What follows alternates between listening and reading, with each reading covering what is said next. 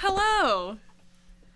Glad tidings and welcome to the second annual All-in-One Night, a charity livestream musical reading of Charles Dickens' A Christmas Carol. I am your host, your songwriter, your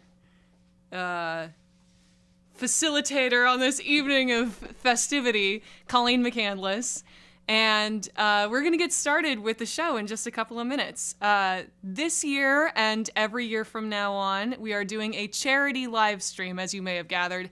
And the organization that we are benefiting with the show this year is the Young Center for Immigrant Children's Rights, which is an organization that defends and advances the rights of unaccompanied and separated migrant children in the United States. You can find out more at theyoungcenter.org or just click, I've never pointed down to a video description before, but just click the link in the description below. You can go directly to our campaign page and donate there. Our goal originally was $200, but it has been met and raised to $500, and we're about 60% of the way. So hopefully, with your generous help, we can get to that donation goal by the end of tonight. Just click the link in the description and it'll take you right over there. The show this evening is going to be a reading of A Christmas Carol by Charles Dickens from front to back. So if you have a copy of the book, you can follow along. But interspersed throughout the book are going to be 13 original songs performed by me on solo ukulele. Originally, we had planned to do the show with a full band and a live audience and a concept album on streaming services, and make it a charity show. None of those things were part of the show last year, but many of those things were made inadvisably dangerous by the pandemic that struck the globe this year. So it is still a charity reading, but we have postponed the live band, the live audience, and the concept album until next year. The history of this little show is that last year I was living in New York, away from home for the first time at Christmas, and I wanted a way to connect with friends and family, to distract myself from the sadness and loneliness of that situation, and to give myself something to do that would really make me feel like I was celebrating the holiday. So I decided to pick up a copy of A Christmas Carol. I got this at the Strand in New York City, and read the book beginning to end as a stream. And I wrote 3 original songs that I put into the show. And then I kind of knew that it could be something ongoing and that it could be something bigger. So here we are again this year. It is a charity stream, and we have 13 songs. But that spirit of connecting with people from afar is almost more poignant and deeply felt this year. So thank you so much for being here. I am irrepressibly excited about this. It has been something I've been looking forward to for a year. So the fact that you are all here supporting this wonderful cause, listening to this music, and just being cozy with us means a lot. The other person that is in the room is my brother Luke. He is going to be our fire monitor, our tech advisor, our chat moderator, our all-around Yuletide boy. So I am very I'm very grateful for his help. If you hear someone laughing in the room, it's probably him. My parents might stop in, who knows. But yeah, the other thing, we have a couple of other things on the website for you to check out. You can find a link to the donation campaign on the website. You can find out our about page and everything about the stream as well. We've got a couple of fun things. If you click on track list, you can find all of the lyrics to all of the songs on the track list. Just click on the song title. You can also see their cue line in the book there, if you're following along or you're curious. You can also find a link to our official 2020 cocktail guide on the website, which I am so proud of and so excited for. We had a cocktail contest to have people submit their ideas for Christmas Carol-themed cocktails and mocktails, and we got some really fabulous submissions on there. We've got a Ba Rumbug, we've got a Scrooge Driver, a Tiny Tim, we've got Cratchit's Crutch, Fans Fred, and Fezziwig's Folly. We've got a recipe for almost but not quite a smoking bishop, which is also basically mulled wine. We've got a lot of fun stuff on the cocktail guide, and many things are, or at least a couple things are alcohol optional or non-alcoholic. So definitely go check that out, see if you can throw something together to enjoy our coziness tonight. I'm going to be reading some of those recipes on the stream during the breaks.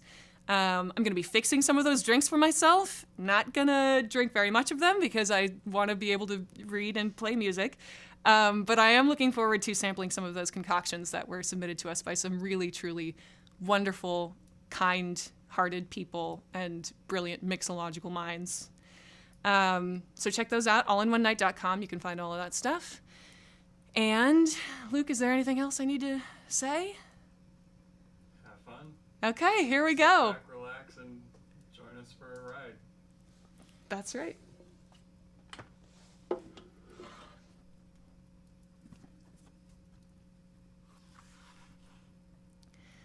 A Christmas Carol. In prose. Being a Ghost Story of Christmas. By Charles Dickens. Preface. I have endeavored in this ghostly little book to raise the ghost of an idea which shall not put my readers out of humor with themselves, with each other, with the season, or with me. May it haunt their houses pleasantly, and no one wish to lay it. Their faithful friend and servant, C.D. December 1843. Stave 1. Marley's Ghost.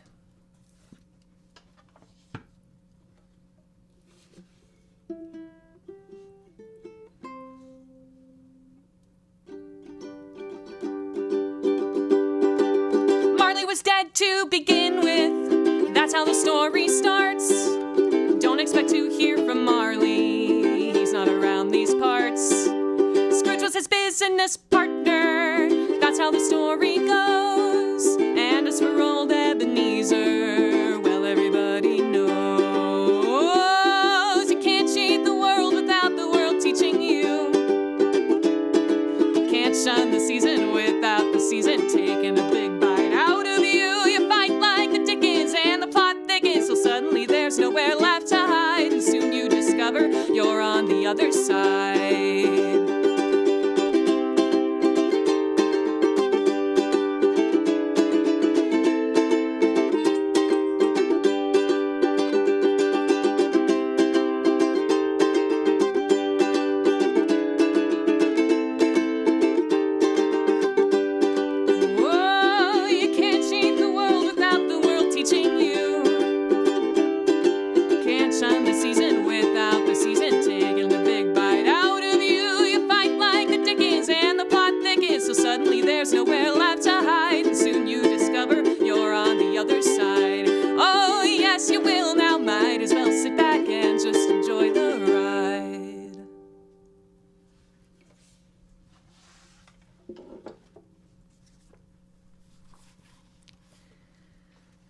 Marley was dead, to begin with.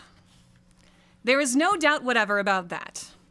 The register of his burial was signed by the clergyman, the clerk, the undertaker, and the chief mourner. Scrooge signed it. And Scrooge's name was good upon change for anything he chose to put his hand to. Old Marley was dead as a doornail. Mind, I don't mean to say that I know, of my own knowledge, what there is particularly dead about a doornail. I might have been inclined myself to regard a coffin nail as the deadest piece of ironmongery in the trade. But the wisdom of our ancestors is in the simile, and my unhallowed hands shall not disturb it, or the country's done for. You will therefore permit me to repeat, emphatically, that Marley was as dead as a doornail. Scrooge knew he was dead? Of course he did. How could it be otherwise? Scrooge and he were partners for I don't know how many years.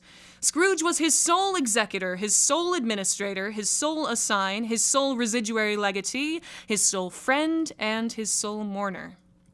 And even Scrooge was not so dreadfully cut up by the sad event, but that he was an excellent man of business on the very day of the funeral, and solemnized it with an undoubted bargain.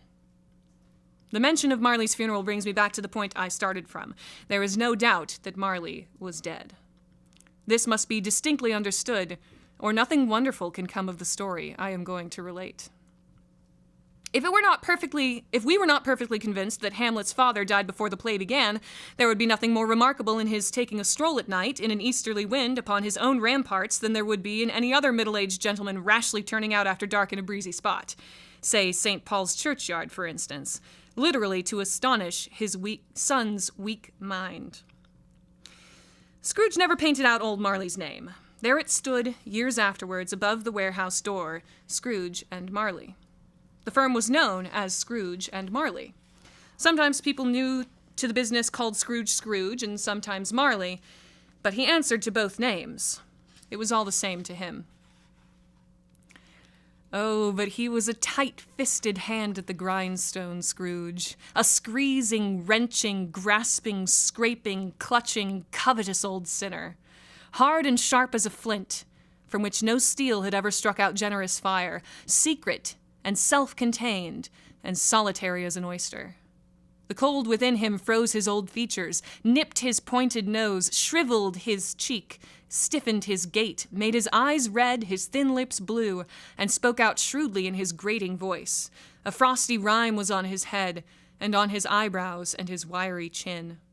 He carried his own low temperature always about with him. He iced his office in the dog days, and didn't thaw it 1 degree at Christmas. External heat and cold had little influence on Scrooge. No warmth could warm, no wintry weather chill him. No wind that blew was bitterer than he, no falling snow was more intent upon its purpose, no pelting rain less open to entreaty. Foul weather didn't know where to have him. The heaviest rain and snow and hail and sleet could boast of the advantage over him in only one respect. They often came down handsomely, and Scrooge never did. Nobody ever stopped him in the street to say with gladsome looks, "My dear Scrooge, how are you? When will you come to see me?" No beggars implored him to bestow a trifle, no children asked him what it was o'clock, no man or woman ever once in all his life inquired the way to such and such a place of Scrooge. Even the blind men's dogs tugged their owners into doorways and up courts, and then would wag their tails as though they said, "No eye at all is better than an evil eye, dark master." But what did Scrooge care? It was the very thing he liked. To edge his way along the crowded paths of life, warning all human sympathy to keep its distance, was what the knowing ones call nuts to Scrooge. Once upon a time, of all the good days in the year, on Christmas Eve, old Scrooge sat busy in his counting house. It was cold, bleak, biting weather, foggy withal, and he could hear the people in the court outside go wheezing up and down, beating their hands upon their breasts and stamping their feet upon the pavement stones to warm them. The city clocks had only just gone 3, but it was quite dark already. It had not been light all day. And candles were flaring in the windows of the neighboring offices, like ruddy smears upon the palpable brown air.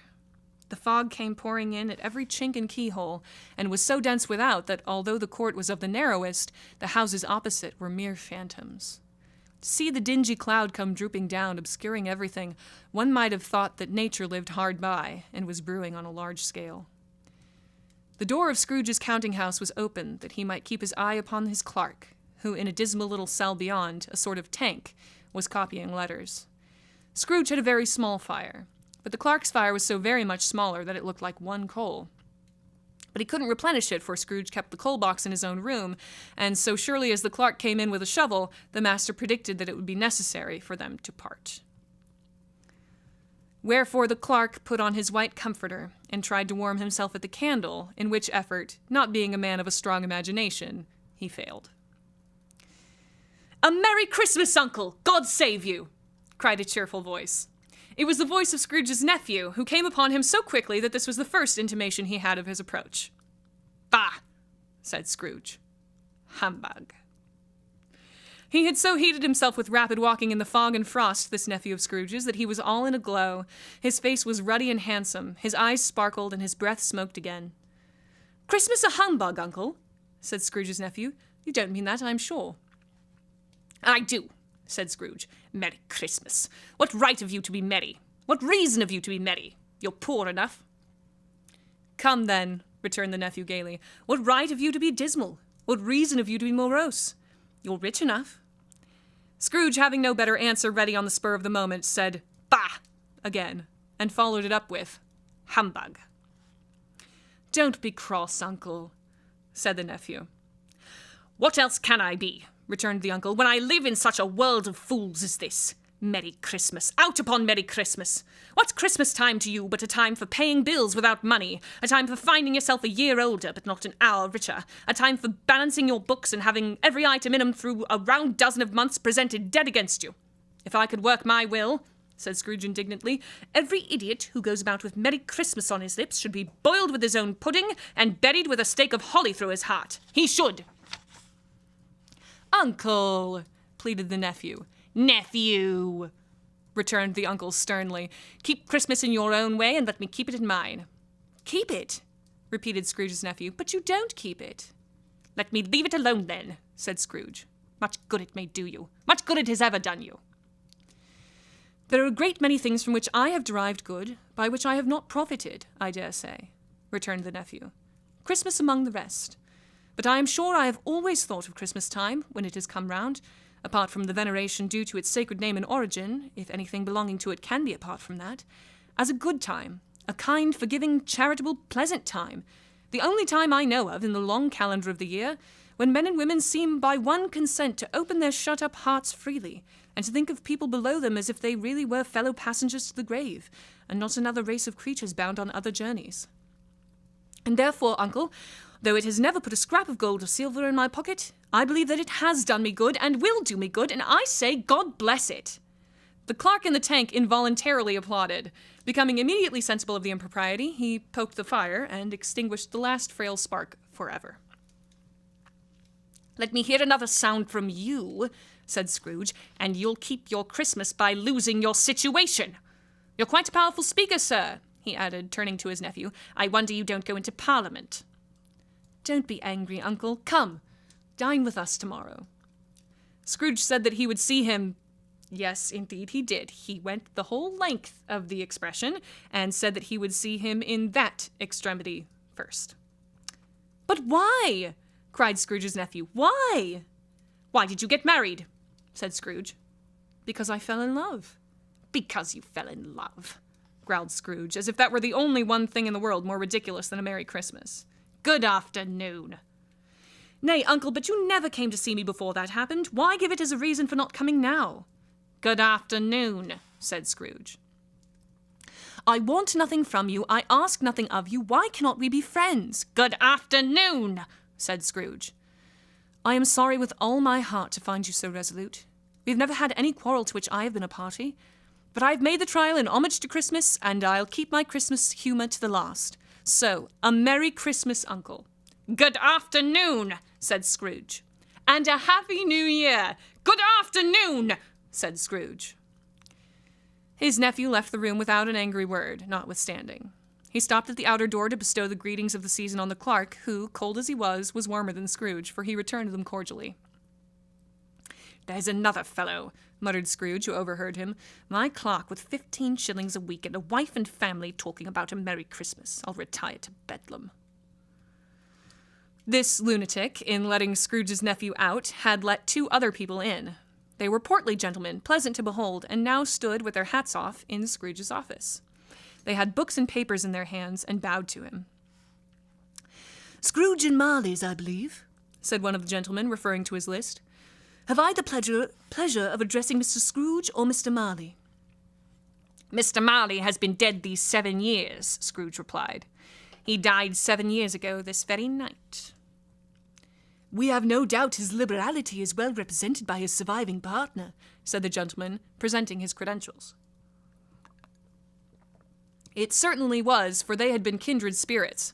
At the ominous word, liberality, Scrooge frowned and shook his head and handed the credentials back. At this festive season of the year, Mr. Scrooge, said the gentleman, taking up a pen, it is more than usually desirable that we should make some slight provision for the poor and destitute, who suffer greatly at the present time. Many thousands are in want of common necessaries. Hundreds of thousands are in want of common comforts, sir. Are there no prisons? asked Scrooge. Plenty of prisons, said the gentleman, laying down the pen again. And the union workhouses, demanded Scrooge, are they still in operation? They are. Still, returned the gentleman. I wish I could say they were not. The treadmill and the poor law in full vigour then, said Scrooge. Excuse me.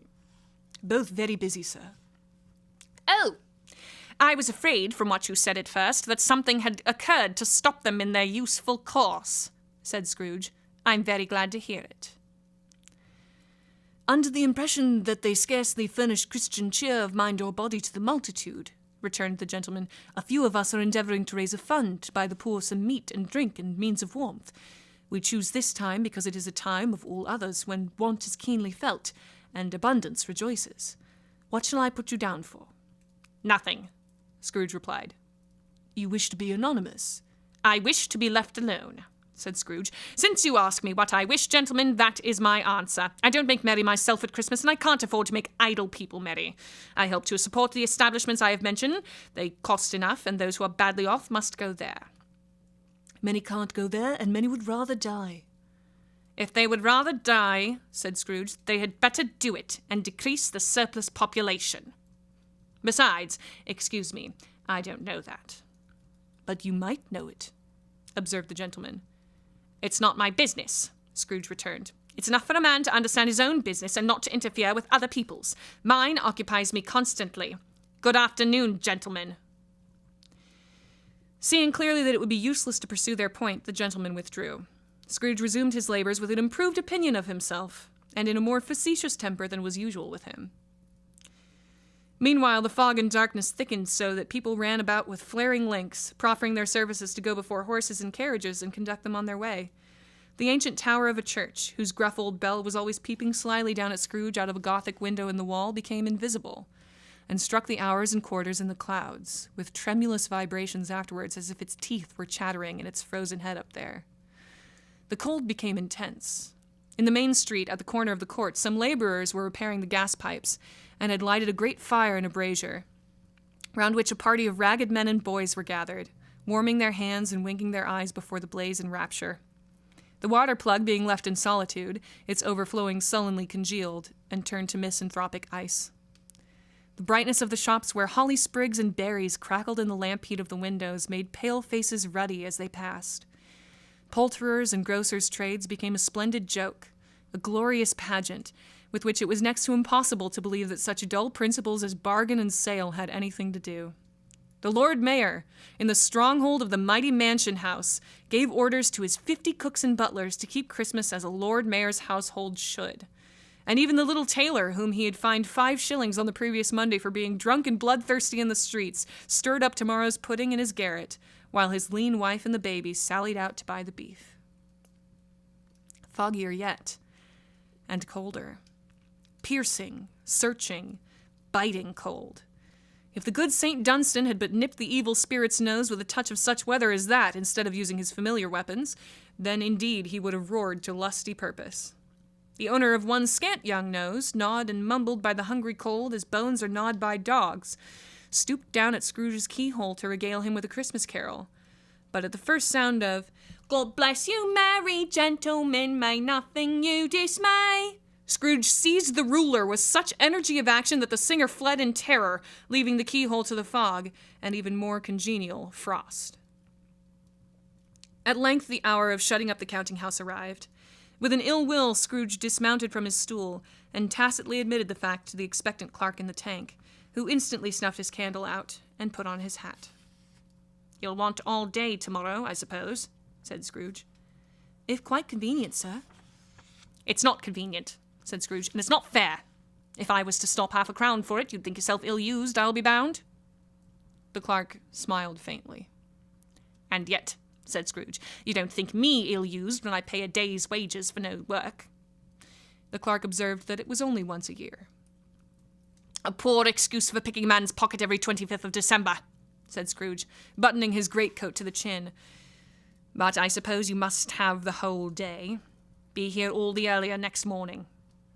The clerk promised that he would, and Scrooge walked out with a growl. The office was closed in a twinkling, and the clerk, with the long ends of his white comforter dangling below his waist, for he boasted no greatcoat, went down a slide on Cornhill, at the end of a lane of boys, 20 times, in honor of its being Christmas Eve, and then ran home to Camden Town as hard as he could pelt, to play at blind man's buff. Scrooge took his melancholy dinner in his usual melancholy tavern, and having read all the newspapers and beguiled the rest of the evening with his banker's book, went home to bed. He lived in chambers which had once belonged to his deceased partner. They were a gloomy suite of rooms, in a lowering pile of building up a yard, where it had so little business to be that one could scarcely help fancying it must have run there when it was a young house, playing at hide-and-seek with other houses, and forgotten the way out again. It was old enough now, and dreary enough, for nobody lived in it but Scrooge, the other rooms being all let out as offices. The yard was so dark that even Scrooge, who knew its every stone, was fain to grope with his hands. The fog and frost so hung about the black old gateway of the house that it seemed as if the genius of the weather sat in mournful meditation on the threshold. Now, it is a fact that there was nothing at all particular about the knocker on the door except that it was very large. It is also a fact that Scrooge had seen it night and morning during his whole residence in that place. Also that Scrooge had as little of what is called fancy about him as any man in the city of London, even including, which is a bold word, the corporation, alderman, and livery. Let it also be borne in mind that Scrooge had not bestowed one thought on Marley since his last mention of his 7 years dead partner that afternoon. And then, let any man explain to me, if he can, how it happened that Scrooge, having his key in the lock of the door, saw in the knocker, without its undergoing any intermediate process of change, not a knocker, but Marley's face. Marley's face. It was not in impenetrable shadow, as the other objects in the yard were, but had a dismal light about it, like a bad lobster in a dark cellar. It was not angry or ferocious, but looked at Scrooge as Marley used to look, with ghostly spectacles turned up on its ghostly forehead. The hair was curiously stirred, as if by breath or hot air, and, though the eyes were wide open, they were perfectly motionless. That and its livid color made it horrible, but its horror seemed to be in spite of the face and beyond its control rather than a part of its own expression. As Scrooge looked fixedly at this phenomenon, it was a knocker again. To say that he was not startled, or that his blood was not conscious of a terrible sensation to which it had been a stranger from infancy, would be untrue. But he put his hand upon the key he had relinquished, turned it sturdily, walked in, and lighted his candle. He did pause, with a moment's irresolution before he shut the door, and he did look cautiously behind it first, as if he half expected to be terrified with the sight of Marley's pigtail sticking out into the hall. But there was nothing on the back of the door except the screws and nuts that held the knocker on, so he said, "Pooh, pooh," and closed it with a bang. The sound resounded through the house like thunder. Every room above, and every cask in the wine merchant's cellars below, appeared to have a separate peal of echoes of its own. Scrooge was not a man to be frightened by echoes. He fastened the door and walked across the hall and up the stairs, slowly, too, trimming his candle as he went. You may talk vaguely about driving a coach and six up a good old flight of stairs, or through a bad young Act of Parliament, but I mean to say you might have got a hearse up that staircase and taken it broadwise, with the splinter bar toward the wall and the door towards the balustrades, and done it easy. There was plenty of width for that and room to spare, which is perhaps the reason why Scrooge thought he saw a locomotive hearse going on before him in the gloom. Half a dozen gas lamps out of the street wouldn't have lighted the entry too well, so you may suppose that it was pretty dark with Scrooge's dip. Up Scrooge went, not caring a button for that. Darkness is cheap, and Scrooge liked it. But before he shut his heavy door, he walked through his rooms to see that all was right. He had just enough recollection of the face to desire to do that. Sitting room, bedroom, lumber room, all as they should be. Nobody under the table, nobody under the sofa, a small fire in the grate, spoon and basin ready, and the little saucepan of gruel, Scrooge had a cold in his head, upon the hob. Nobody under the bed, nobody in the closet, nobody in his dressing gown, which was hanging up in a suspicious attitude against the wall. Lumber room as usual. Old fire guard, old shoes, 2 fish baskets, washing stand on 3 legs, and a poker. Quite satisfied, he closed his door and locked himself in. Double walked himself in, which was not his custom. Thus secured against surprise, he took off his cravat, put on his dressing gown and slippers and his nightcap, and sat down before the fire to take his gruel. It was a very low fire indeed. Nothing on such a bitter night. He was obliged to sit close to it and brood over it before he could extract the least sensation of warmth from such a handful of fuel. The fireplace was an old one, built by some Dutch merchant long ago, and paved all round with quaint Dutch tiles, designed to illustrate the scriptures. There were Cains and Abels, Pharaoh's daughters, queens of Sheba, angelic messengers descending through the air on clouds like feather beds, Abrahams, Belshazzars, apostles, putting off to sea in butter boats, hundreds of figures to attract his thoughts, and yet that face of Marley, 7 years dead, came like the ancient prophet's rod and swallowed up the whole. If each smooth tile had been a blank at first, with power to shape some picture on its surface from the disjointed fragments of his thoughts, there would have been a copy of old Marley's head on every one. "Humbug," said Scrooge, and walked across the room. After several turns, he sat down again. As he threw his head back in the chair, his glance happened to rest upon a bell, a disused bell that hung in the room, and communicated for some purpose now forgotten with a chamber in the highest story of the building. It was with great astonishment, and with a strange, inexplicable dread, that as he looked, he saw this bell begin to swing. It swung so softly in the outset that it scarcely made a sound, but soon it rang out loudly, and so did every bell in the house. This might have lasted half a minute, or a minute, but it seemed an hour. The bells ceased as they had begun, together.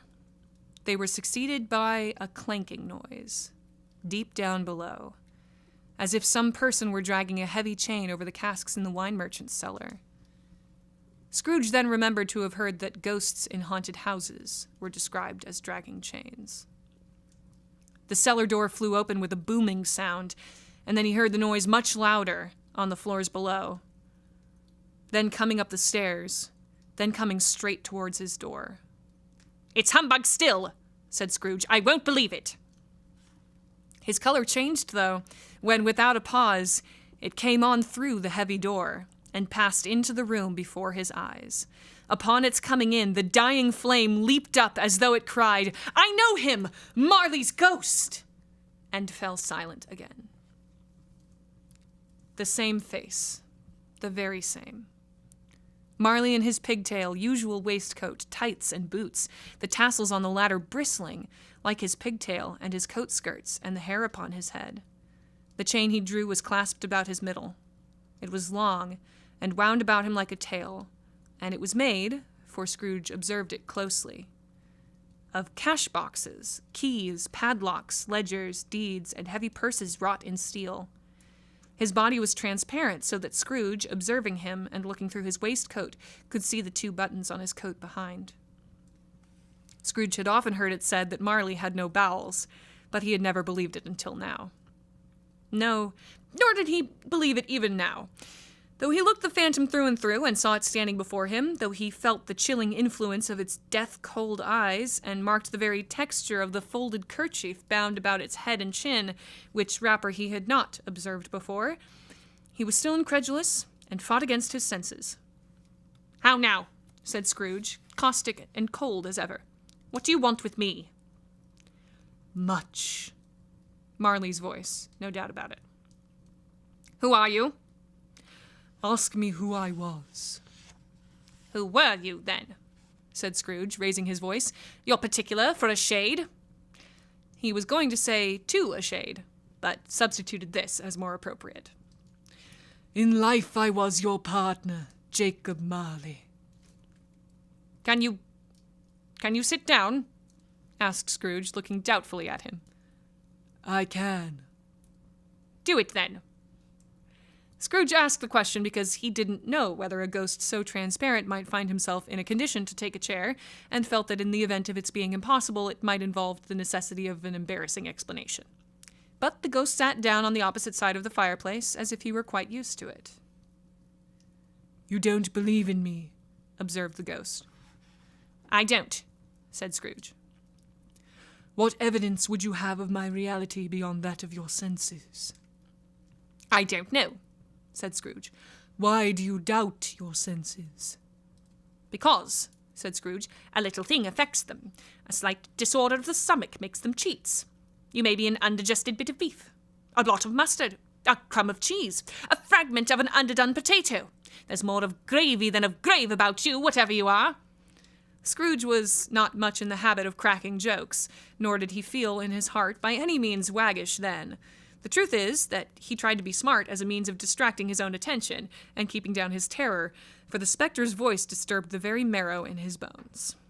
To sit, staring at those fixed, glazed eyes in silence for a moment would play, Scrooge felt, the very deuce with him. There was something very awful, too, in the spectre's being provided with an infernal atmosphere of its own. Scrooge could not feel it himself, but this was clearly the case, for though the ghost sat perfectly motionless, its hair and skirts and tassels were still agitated as by the hot vapor from an oven. You see this toothpick? Said Scrooge, returning quickly to the charge for the reason just assigned, and wishing, though it were only for a second, to divert the vision's stony gaze from himself. I do, replied the ghost. You are not looking at it, said Scrooge. But I see it, said the ghost, notwithstanding. Well, returned Scrooge, I have but to swallow this, and be for the rest of my days persecuted by a legion of goblins, all of my own creation. Humbug, I tell you, humbug. At this the spirit raised a frightful cry, and shook its chain with such a dismal and appalling noise that Scrooge held on tight to his chair to save himself from falling in a swoon. But how much greater was his horror when the phantom, taking off the bandage round its head as if it were too warm to wear indoors, its lower jaw dropped down upon its breast. Scrooge fell upon his knees and clasped his hands before his face. "Mercy!" he said. "Dreadful apparition, why do you trouble me?" "Man of the worldly mind," replied the ghost, "do you believe in me or not?" "I do," said Scrooge. "I must. But why do spirits walk the earth, and why do they come to me?" "It is required of every man," the ghost returned, "that the spirit within him should walk abroad among his fellow men, and travel far and wide, and if that spirit goes not forth in life, it is condemned to do so after death. It is doomed to wander through the world, oh, woe is me, and witness what it cannot share, but might have shared on earth, and turned to happiness." Again the spirit raised a cry, and shook its chain, and wrung its shadowy hands. "You are fettered," said Scrooge, trembling. "Tell me why." "I wear the chain I forged in life," replied the ghost. "I made it link by link, and yard by yard. I girded it on of my own free will, and of my own free will I wore it. Is its pattern strange to you?" Scrooge trembled more and more. "Or would you know," pursued the ghost, "the weight and length of the strong coil you bear yourself? It was full as heavy and as long as this 7 Christmas Eves ago. You have labored on it since. It is a ponderous chain." Scrooge glanced about him on the floor in the expectation of finding himself surrounded by some 50 or 60 fathoms of iron cable, but he could see nothing. "Jacob," he said imploringly. "Oh, Jacob Marley, tell me more. Speak comfort to me, Jacob." "I have none to give," the ghost replied. "It comes from other regions, Ebenezer Scrooge, and is conveyed by other ministers to other kinds of men. Nor can I tell you what I would. A very little is more. A very little more is all permitted to me. I cannot rest, I cannot stay, I cannot linger anywhere. My spirit never walked beyond our counting-house. Mark me! In my life, my spirit never roamed beyond the narrow limits of our money-changing hole, and weary journeys lie before me." It was a habit with Scrooge whenever he became thoughtful to put his hands in his breeches pockets.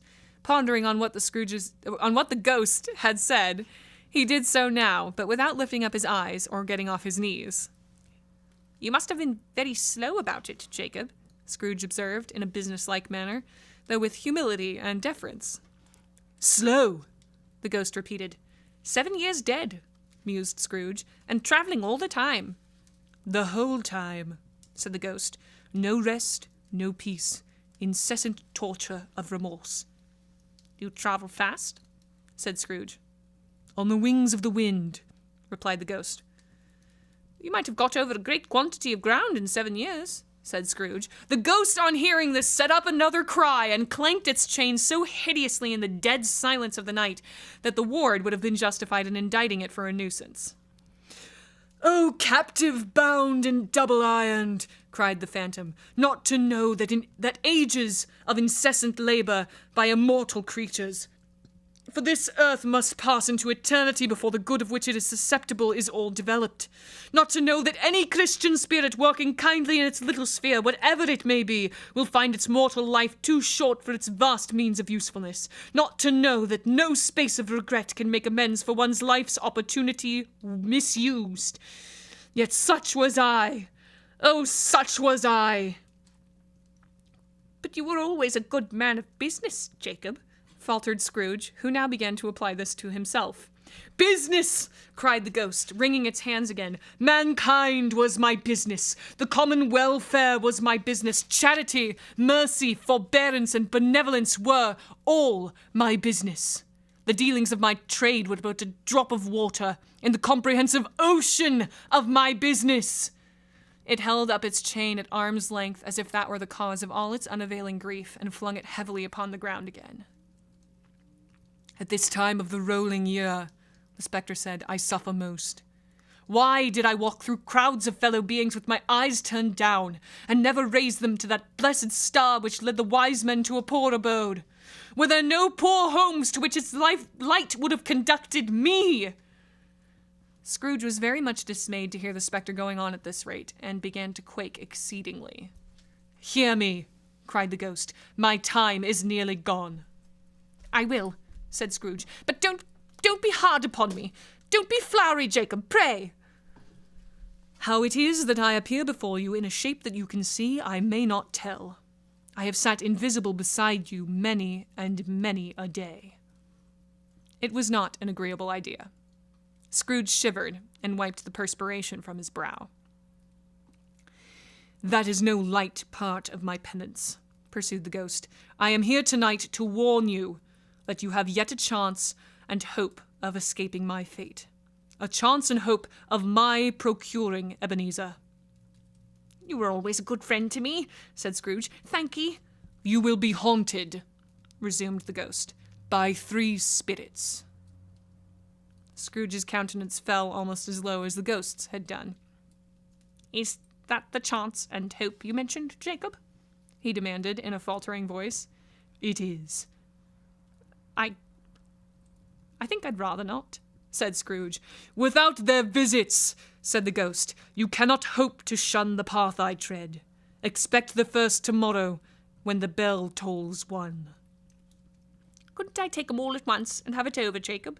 hinted Scrooge. "Expect the second on the next night at the same hour. The third upon the next night when the last stroke of 12 has ceased to vibrate. Look to see me no more. And look that for your own sake you remember what has passed between us." When it had said these words, the spectre took its wrapper from the table and bound it round its head as before. Scrooge knew this by the smart sound its teeth made when the jaws were brought together by the bandage.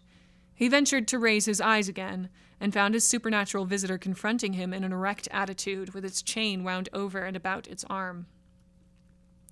The apparition walked backward from him, and at every step it took, the window raised itself a little, so that when the spirit reached it, it was wide open. It beckoned Scrooge to approach, which he did.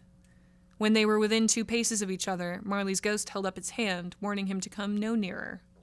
Scrooge stopped. Not so much in obedience as in surprise and fear, for on the raising of the hand he became sensible of confused noises in the air, incoherent sounds of lamentation and regret, wailings inexpressibly sorrowful and self-accusatory. The spectre, after listening for a moment, joined in the mournful dirge, and floated out upon the bleak, dark night. Scrooge followed to the window, desperate in his curiosity. He looked out. The air was filled with phantoms, wandering hither and thither in restless haste, moaning as they went. Every one of them wore chains like Marley's ghost. Some few, they might be guilty governments, were linked together. None were free. Many had become personally known to Scrooge in their lives. He had been quite familiar with one old ghost in a white waistcoat, with a monstrous iron safe attached to its ankle, who cried piteously at being unable to assist a wretched woman with an infant, whom it saw below upon a doorstep. The misery with them all was, clearly, that they sought to interfere, for good, in human matters, and had lost the power forever. Whether these creatures faded into mist, or mist enshrouded them, he could not tell. But they and their spirit voices faded together, and the night became as it had been when he walked home. Scrooge closed the window and examined the door by which the ghost had entered. It was double locked, and as he had locked it with his own hands, and the bolts were undisturbed, he tried to say, "Humbug," but stopped at the first syllable. And being from the emotion he had undergone, or the fatigues of the day, or his glimpse of the invisible world, or the dull conversation of the ghost, or the lateness of the hour, much in need of repose, went straight to bed, without undressing, and fell asleep upon the instant.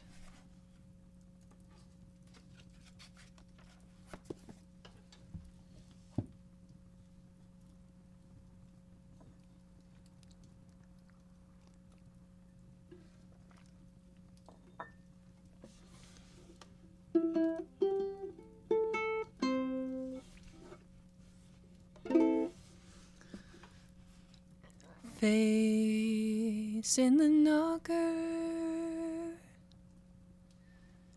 coach on the stair, wick in the darkness, nobody's there, lock out the hallway, 7 years dead, brewed by the coal fire, all in your head.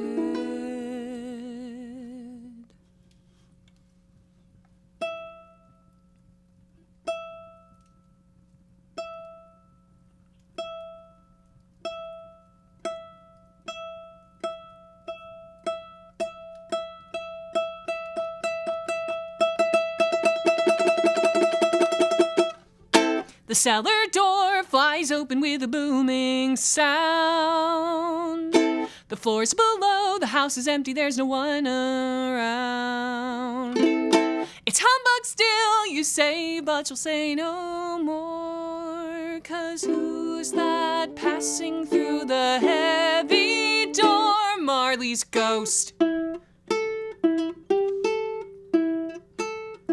Scrooge, you chilly miser, you've a lot to learn. Marley's gonna save you so your soul won't burn. You've often heard it said that Marley had no bowels, but you never believed it until right now. Much is what he says that he wants of you. The chain that he carries, you'll wear one too. 'Cause link by link and yard by yard, you're doomed to wander every back road and boulevard. You work in my chair, you sleep in my bed, you answer to my name, and you'll answer Ebenezer for your sins the same.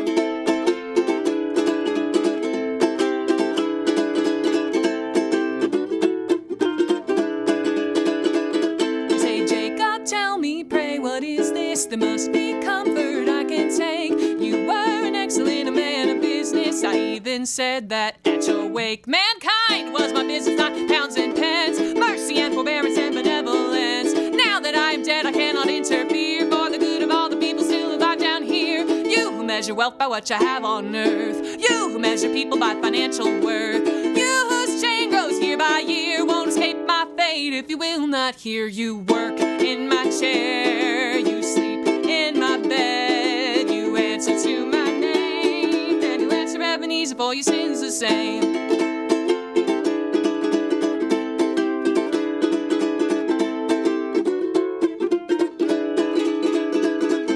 I may not tell how I'm here before you in a shape that you can't see. All I can say is I'm here to warn you with one last hope for your destiny.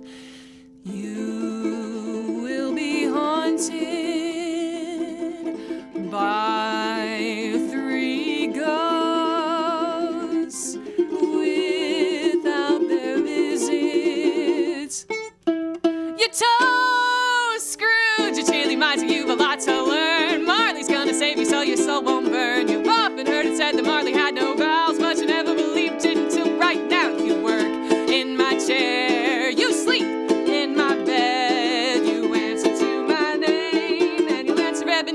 voices the same. Expect the first on the hour when the bell tolls 1. Expect the second when the work of the first is done. Expect the third at 12 for your last regret. And for your sake, Scrooge, don't dare forget Marley's ghost. Marley's ghost. Oh, Marley's ghost. Marley's ghost. Oh, Marley's ghost. Oh, Marley's ghost. Oh, Marley's ghost. Oh, Marley's ghost.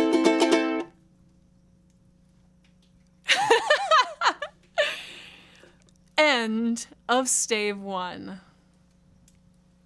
We're going to take a 10-ish minute break.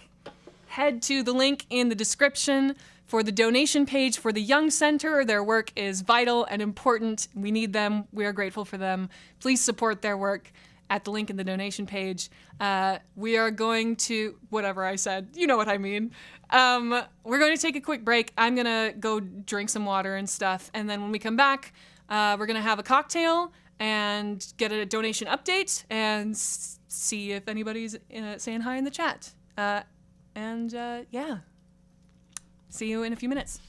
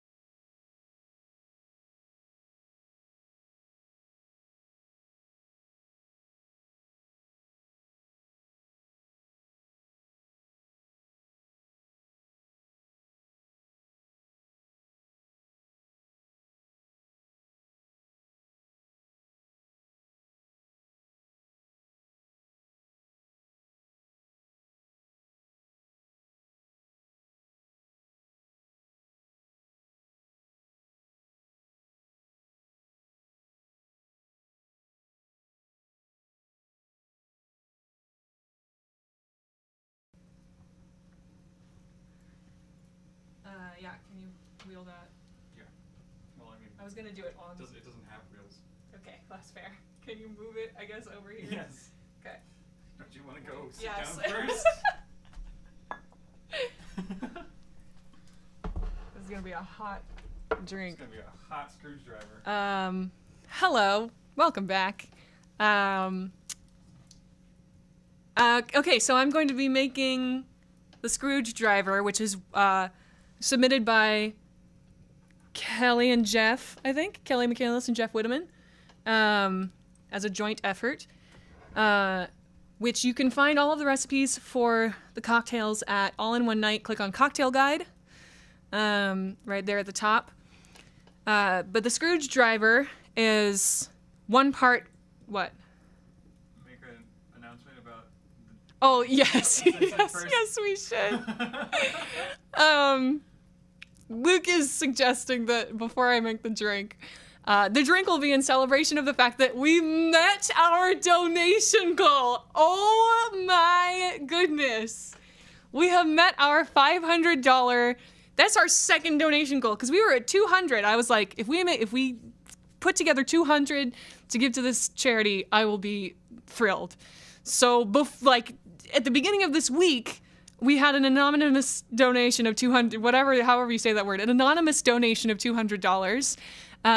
Already met our goal, so I raised it to 500. Over the course of this week, we got to about 360 or so, something like that. And now, thanks to your incredible generosity, we have met our $500 goal. So we're going to be bumping it up even more. Share with your friends and family. Let's see how much we can raise for this incredibly important cause. The work that this organization does is so needed right now. And if you have read even 5 minutes of Dickens, you know that he was prominently concerned with the rights and the welfare of underprivileged and impoverished children. So to be able to respond to that call to action in our contemporary America context, I am very grateful to all of you for all of your efforts and your generosity. So we're going to raise it up to $750. Luke is going to get on that right now. Share, invite your friends. Let's see just how much good we can do in this world. So the Scrooge Driver, if you have either of these things at home, we're doing Goldschlager and sour apple pucker, which I don't think I have ever included in a recipe, but I'm very excited about that because Scrooge, of course, is a very sour fellow. And Goldschlager, naturally. 1 parts each, and include ice because the cold never bothered Scrooge anyway. I don't have cocktail stuff here. Cold never bothered Scrooge anyway. Do. If anyone knows the Anderson Lopez's, tell them to get at me. I don't have cocktail stuff, so I'm approximating. I also think I'm going to use Goldschlager again in a different recipe. That was way too much. Well, I can't put it back, so maybe if I very carefully try to pour it. No, Luke, you're going to need to get a paper towel for that. Yeah. Thank you. Okay, I'm just going to do that. Cinnamon schnapps there. Mix the cinnamon with the apple. Maybe it's going to be like an apple pie. These breaks are going to be longer than 10 minutes, but I hope they're enjoyable. Oh, hell yeah. Oh, my God. Wow. That's like candy. Yeah. It's like just an apple. It's like an apple. That was probably too much also. Oh, look at that. It's like the Grinch. It's like the Grinchy side of Scrooge. Yeah. Thank you, Kelly and Jeff, for submitting this recipe. The Scrooge Driver. Make it at home. Check out all those other recipes. I'm going to be sipping this. I'm not going to be down in this. Cheers. Oh my God. Do you want to taste this? Sure. Jeff, did you make this? Because this is so good. We're going to get right back to the book, I swear. Wow. That's really good. It's really good. Okay, can you move this? I'll just have this drink over here, away from the fire. I don't know if you know this at home, but alcohol is flammable, so please be careful. Okay. Thank you, everyone, for joining us. We are entering Stave 2.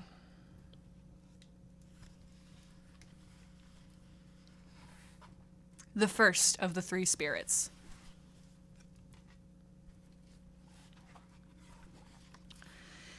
When Scrooge awoke, it was so dark that looking out of bed, he could scarcely distinguish the transparent window from the opaque walls of his chamber.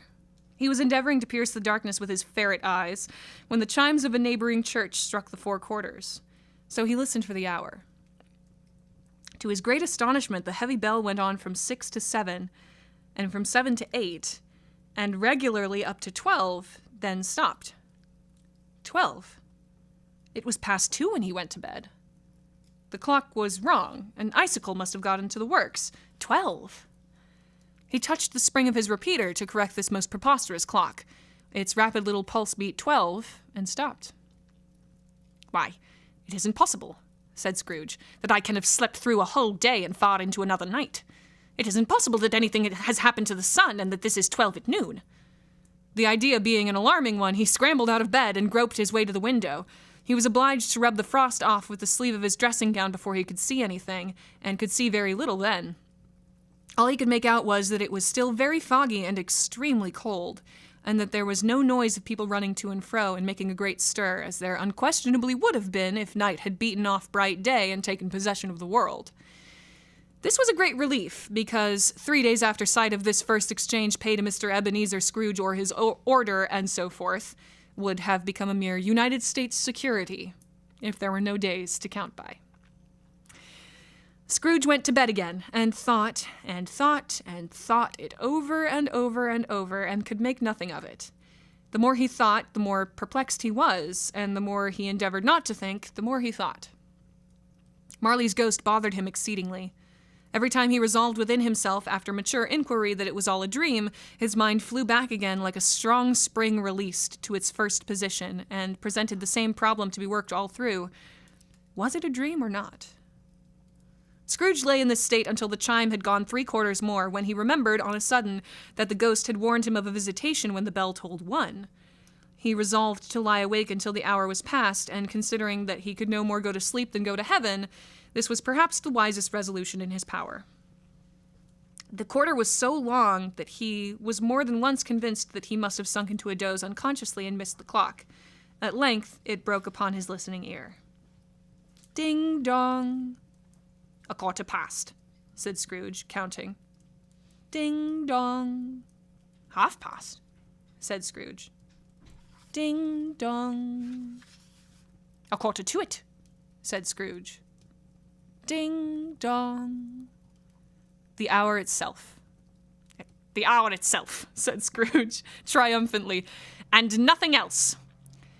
He spoke before the hour bell sounded, which it now did with a deep, dull, hollow, melancholy 1. Light flashed up in the room upon the instant, and the curtains of his bed were drawn. The curtains of his bed were drawn aside, I tell you, by a hand. Not the curtains at his feet, nor the curtains at his back, but those to which his face was addressed. The curtains of his bed were drawn aside, and Scrooge, starting up into a half-recumbent attitude, found himself face to face with the unearthly visitor who drew them, as close to it as I am now to you, and I am standing in the spirit at your elbow. It was a strange figure, like a child, yet not so like a child as like an old man viewed through some supernatural medium, which gave him the appearance of having receded from the view and being diminished to a child's proportions.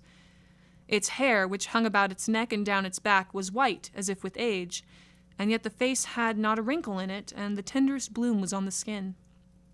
The arms were very long and muscular, the hands the same, as if its hold were of uncommon strength. Its legs and feet, most delicately formed, were, like those upper members, bare. It wore a tunic of the purest white, and round its waist was bound a lustrous belt, the sheen of which was beautiful. It held a branch of fresh green holly in its hand, and in singular contradiction of that wintry emblem, had its dress trimmed with summer flowers. But the strangest thing about it was that from the crown of its head there sprung a bright, clear jet of light, by which all this was visible, and which was doubtless the occasion of its using, in its duller moments, a great extinguisher for a cap, which it now held under its arm. Even this, though, when Scrooge looked at it with increasing steadiness, was not its strangest quality. For as its belt sparkled and glittered now in one part and now in another, and what was light one instant at another time was dark, so the figure itself fluctuated in its distinctness, being now a thing with one arm, now with one leg, now with 20 legs, now a pair of legs without a head, now a head without a body, of which dissolving parts no outline would be visible in the dense gloom wherein they melted away. And in the very wonder of this, it would be itself again, distinct and clear as ever.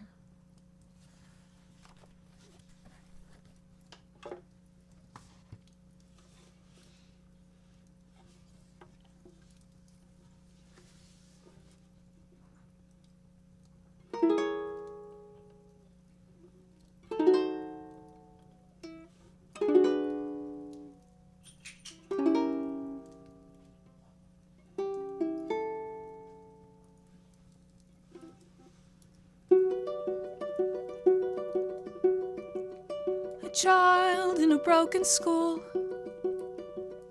a boy on a frozen Yule, a man with a golden rule. I remember everything. Know your past. I am the ghost of your past. My business here is your welfare. Then your reclamation. Rise and walk with me.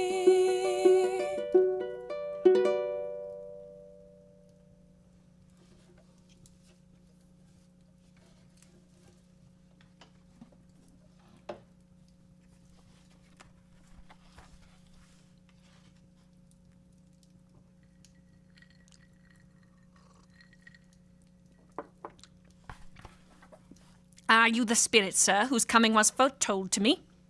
Asked Scrooge. I am. The voice was soft and gentle, singularly low, as if instead of being so close beside him, it were at a great distance. Who and what are you? Scrooge demanded. I am the ghost of Christmas past. Long past? Inquired Scrooge, observant of its dwarfish stature. No, your past.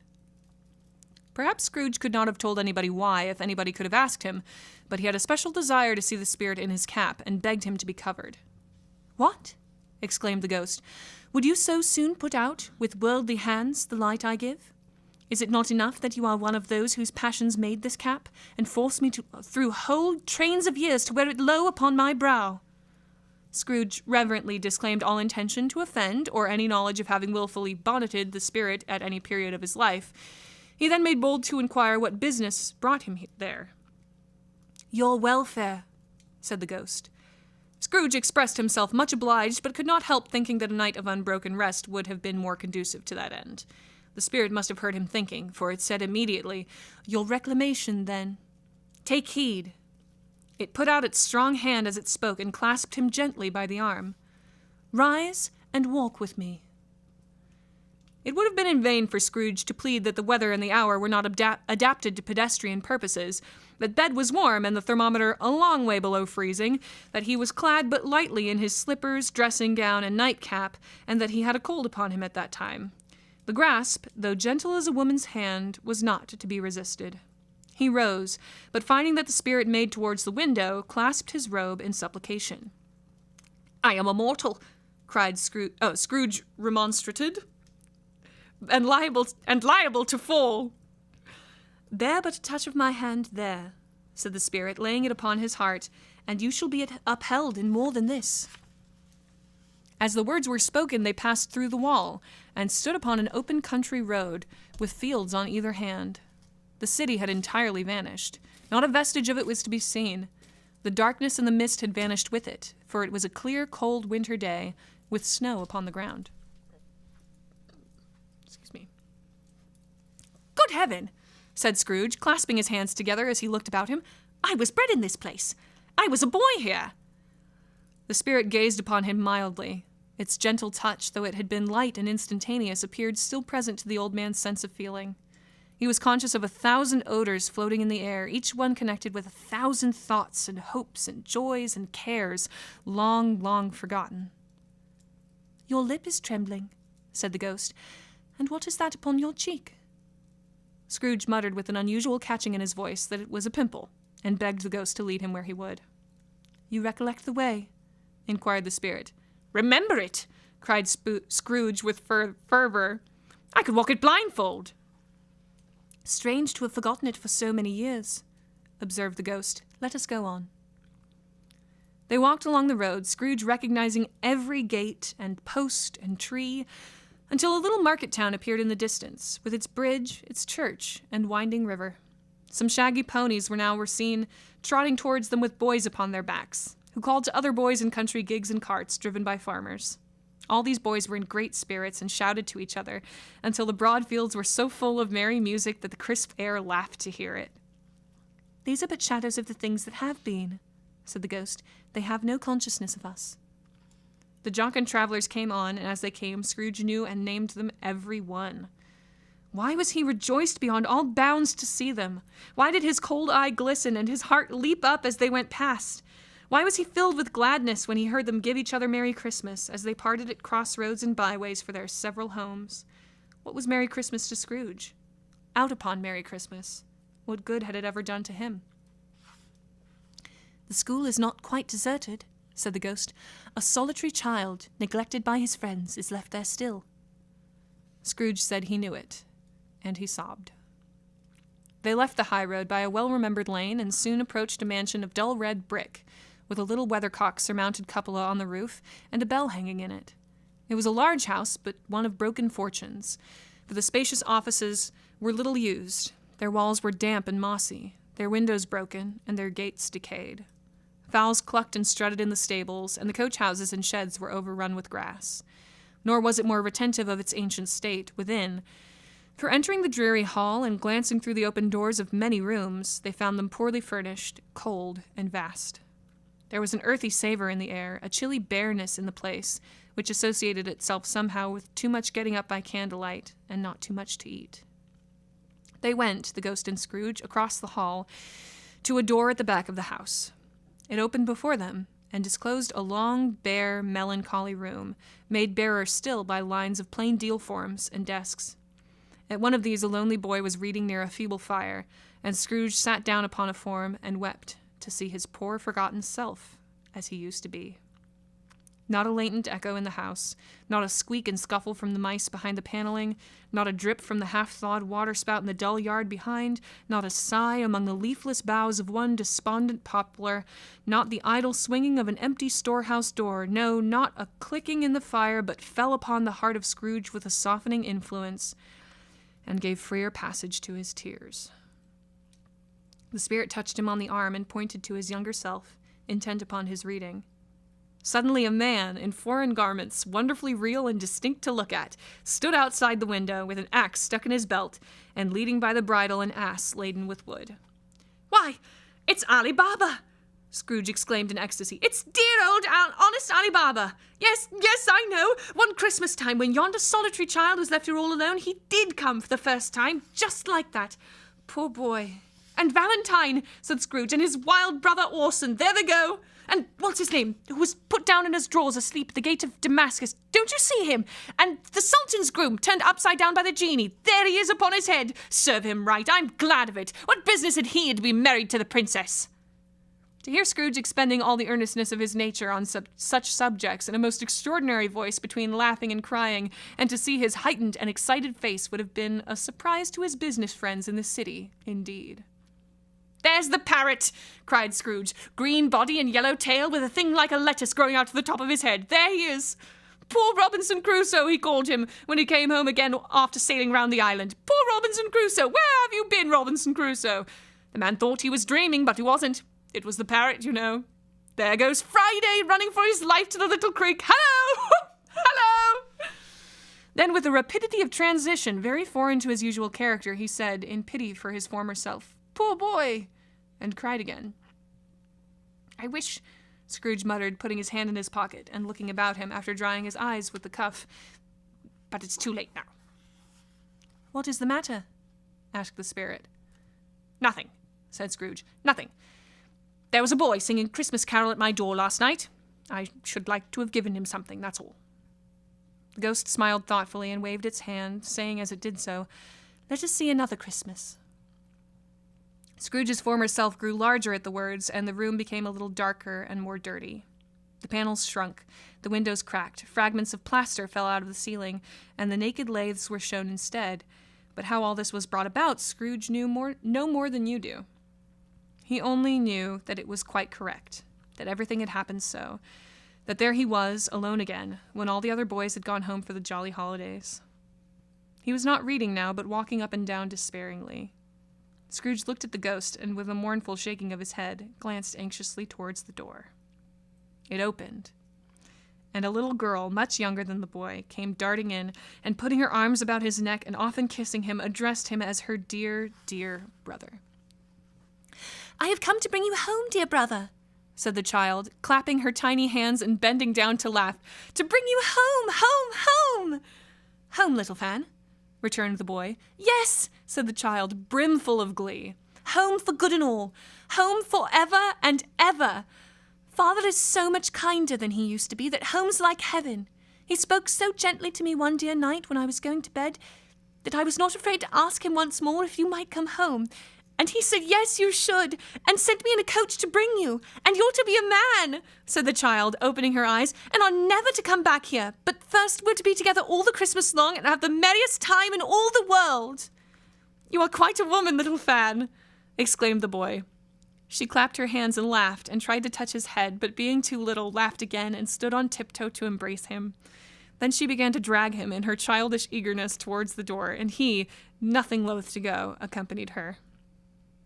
A terrible voice in the hall cried, "Bring down Master Scrooge's box there!" And in the hall appeared the schoolmaster himself, who glared on Master Scrooge with a ferocious condescension and threw him into a dreadful state of mind by shaking hands with him. He then conveyed him and his sister into the veriest old well of a shivering best parlor that ever was seen, where the maps upon the wall and the celestial and terrestrial globes of the windows were waxy with cold. Here he produced a decanter of curiously light wine and a block of curiously heavy cake, and administered installments of those dainties to the young people, at the same time sending out a meager servant to offer a glass of something to the postboy, who answered that he thanked the gentleman, but if it was the same tap as he had tasted before, he had rather not. Master Scrooge's trunk being by this time tied onto the top of the chaise, the children bade the schoolmaster goodbye right willingly, and getting into it, drove gaily down the garden sweep, the quick wheels dashing the hoar-frost and snow from off the leaves of the evergreens like spray. "Always a delicate creature whom a breath might have withered," said the ghost, "but she had a large heart." "So she had," cried Scrooge. "You're right. I will not gainsay it, spirit. God forbid."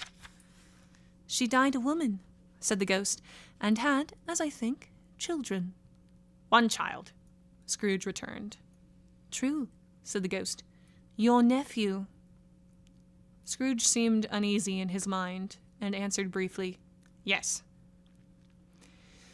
Although they had but that moment left the school behind them, they were now in the busy thoroughfares of a city, where shadowy passengers passed and repassed, where shadowy carts and coaches battled for the way, and all the strife and tumult of a real city were.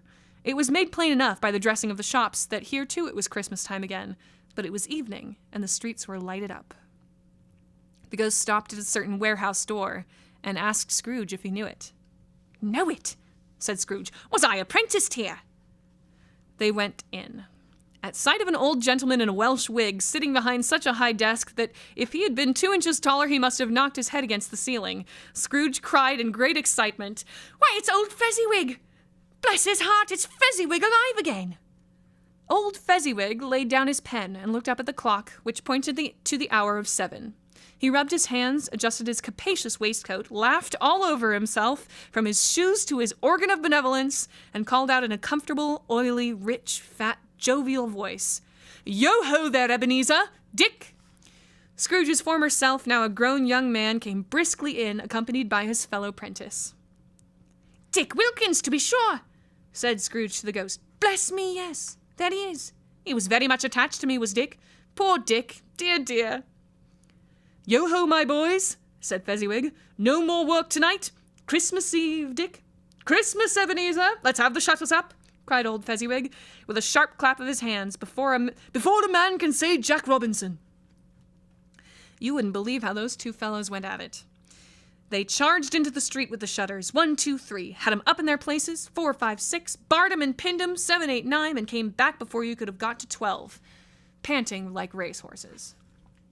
Hilly-ho! Cried old Fezziwig, skipping down from the high desk with wonderful agility. Clear away, my lads, and let's have lots of room here. Hilly-ho, Dick! Cheer up, Ebenezer! Clear away? There was nothing they wouldn't have cleared away, or couldn't have cleared away with old Fezziwig looking on. It was done in a minute. Every movable was packed off, as if it were dismissed from public life forevermore. The floor was swept and watered, the lamps were trimmed, fuel was heaped upon the fire, and the warehouse was as snug and warm and dry and bright a ballroom as you would desire to see upon a winter's night. In came a fiddler with a music book, and went up to the lofty desk, and made an orchestra of it, and tuned like 50 stomach aches. In came Mrs. Fezziwig, one vast, substantial smile. In came the 3 Miss Fezziwigs, beaming and lovable. In came the 6 young followers whose hearts they broke. In came all the young men and women employed in the business. In came the housemaid with her cousin, the baker. In came the cook with her brother's particular friend, the milkman. In came the boy from over the way who was suspected of not having board enough from his master, trying to hide himself behind the girl from next door but one, who was proved to have had her ears pulled by her mistress. In they all came, one after another, some shyly, some boldly, some gracefully, some awkwardly, some pushing, some pulling. In they all came, anyhow and everyhow.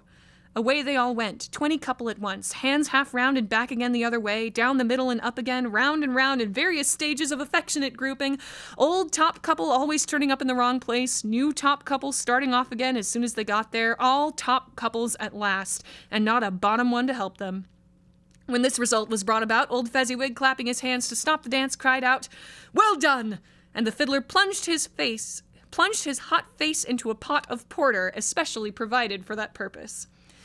But scorning rest upon his reappearance, he instantly began again, though there were no dancers yet, as if the other fiddler had been carried home exhausted on a shutter, and he were a brand new man resolved to beat him out of sight or perish.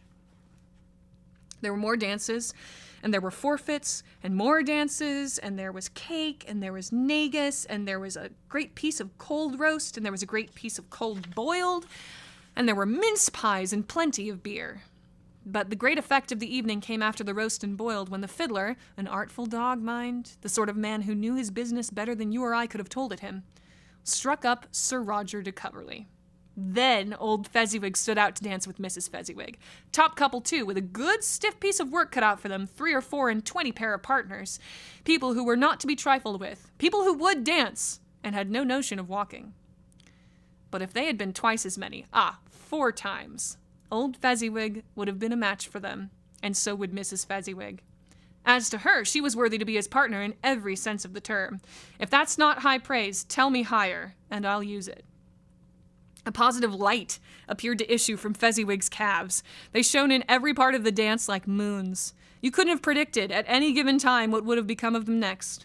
And when old Fezziwig and Mrs. Fezziwig had gone all through the dance, advance and retire, both hands to your partner, bow and curtsy, corkscrew, thread the needle, and back again to your place, Fezziwig cut so deftly that he appeared to wink with his legs, and came upon his feet again without a stagger.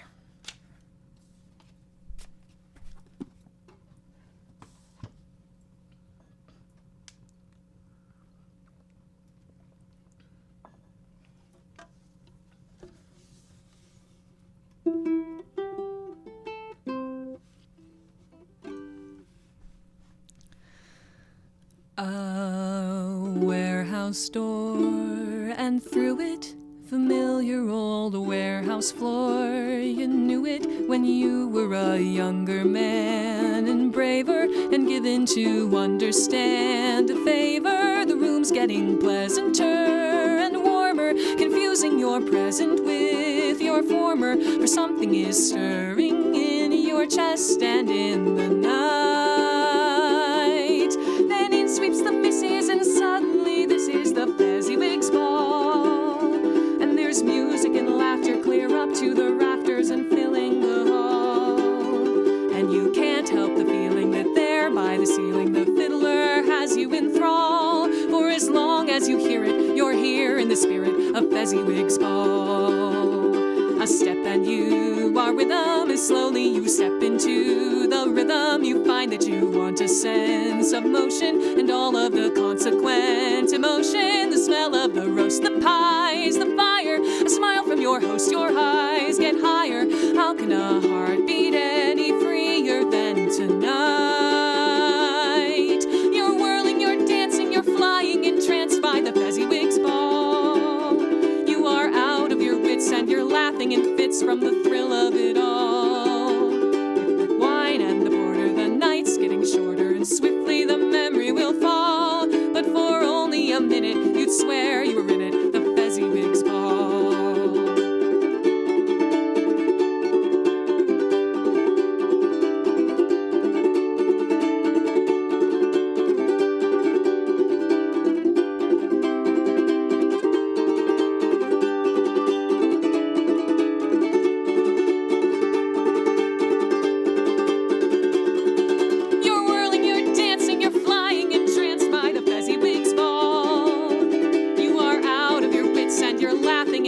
From the thrill of it all.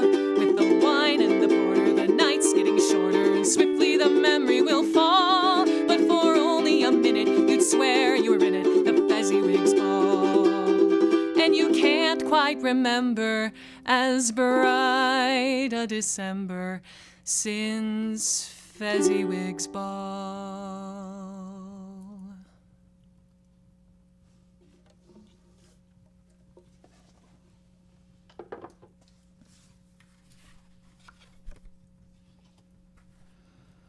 When the clock struck 11, this domestic ball broke up. Mr. and Mrs. Fezziwig took their stations, one on either side of the door, and shaking hands with every person individually as he or she went out, wished him or her a Merry Christmas. When everybody had retired but the two prentices, they did the same to them, and thus the cheerful voices died away, and the lads were left to their beds, which were under a counter in the back shop. During the whole of this time, Scrooge had acted like a man out of his wits. His heart and soul were in the scene, and with his former self. He corroborated everything, remembered everything, enjoyed everything, and underwent the strangest agitation. It was not until now, when the bright faces of his former self and Dick were turned from them, that he remembered the ghost, and became conscious that it was looking full upon him, while the light upon its head burnt very clear. "A small matter," said the ghost, "to make these silly folks so full of gratitude." "Small?" echoed Scrooge. The spirits signed to him to listen to the two apprentices, who were pouring out their hearts in praise of Fezziwig, and when he had done so, said, "Why, is it not? He has spent but a few pounds of your mortal money, 3 or 4 perhaps. Is that so much that he deserves this praise?" "It isn't that," said Scrooge, hated by this remark, and speaking unconsciously like his former, not his latter, self. "It isn't that, spirit. He has the power to render us happy or unhappy, to make our service light or burdensome, a pleasure or a toil. Say that his power lies in words and looks, in things so slight and insignificant that it is impossible to add and count him up. What then? The happiness he gives is quite as great as if it cost a fortune." He felt the spirit's glance and stopped. "What is the matter?" asked the ghost. "Nothing particular," said Scrooge. "Something, I think," the ghost insisted. "No," said Scrooge. "No. I should like to be able to say a word or two to my clerk just now. That's all." His former self turned down the lamps as he gave utterance to the wish, and Scrooge and the ghost again stood side by side in the open air. "My time grows short," observed the spirit. "Quick!" This was not addressed to Scrooge, or to anyone whom he could see, but it produced an immediate effect. For again Scrooge saw himself. He was older now, a man in the prime of life. His face had not the harsh and rigid lines of later years, but it had begun to wear the signs of care and avarice. There was an eager, greedy, restless motion in the eye, which showed the passion that had taken root, and where the shadow of the growing tree would fall. He was not alone, but sat by the side of a fair young girl in a mourning dress, in whose eyes there were tears, which sparkled in the light that shone out of the ghost of Christmas past. "It matters very little," she said softly. "To you, very little. Another idol has displaced me, and if it can cheer and comfort you in time to come, as I would have tried to do, I have no just cause to grieve." "What idol has displaced you?" he rejoined. "A golden one." "This is the even-handed dealing of the world," he said. "There is nothing on which it is so hard as poverty, and there is nothing it professes to condemn with such severity as the pursuit of wealth." "You fear the world too much," she answered gently. "All your other hopes have merged into the hope of being beyond the chance of its sordid reproach. I have seen your nobler aspirations fall off one by one until the master passion, gain, engrosses you. Have I not?" "What then?" he retorted. "Even if I have grown so much wiser, what then? I am not changed towards you." She shook her head. "Am I?" "Our contract is an old one. It was made when we were both poor, and content to be so, until, in good season, we could improve our worldly fortune by our patient industry. You are changed. When it was made, you were another man." "I was a boy," he said impatiently. "Your own feeling tells you you were not what you are," she returned. "I am. That which promised happiness when we were one in heart is fraught with misery now that we are two. How often and how keenly I have thought of this, I will not say. It is enough that I have thought of it and can release you." "Have I ever sought release?" "In words, no, never." "In what then?" "In a changed nature, in an altered spirit, in another atmosphere of life, another hope as its great end. In everything that made my love of any worth or value in your sight. If this had never been between us," said the girl, looking mildly but with steadiness upon him, "tell me, would you seek me out and try to win me now?" "Ah, no." He seemed to yield to the justice of this supposition in spite of himself. But he said with a struggle, "You think not?" "I would gladly think otherwise if I could," she answered. "Heaven knows, when I have learned a truth like this, I know how strong and irresistible it must be. But if you were free today, tomorrow, yesterday, can even I believe that you would choose a dowerless girl? You, who in your very confidence with her, weigh everything by gain? Or choosing her, if for a moment you were false enough to your one guiding principle to do so, do I not know that your repentance and regret would surely follow? I do, and I release you, with a full heart for the love of him you once were." He was about to speak, but with her head turned from him, she resumed. "You may. The memory of what is past half makes me hope you will have pain in this. A very, very brief time, and you will dismiss the recollection of it gladly as an unprofitable dream from which it happened well that you awoke. May you be happy in the life you have chosen." She left him, and they parted.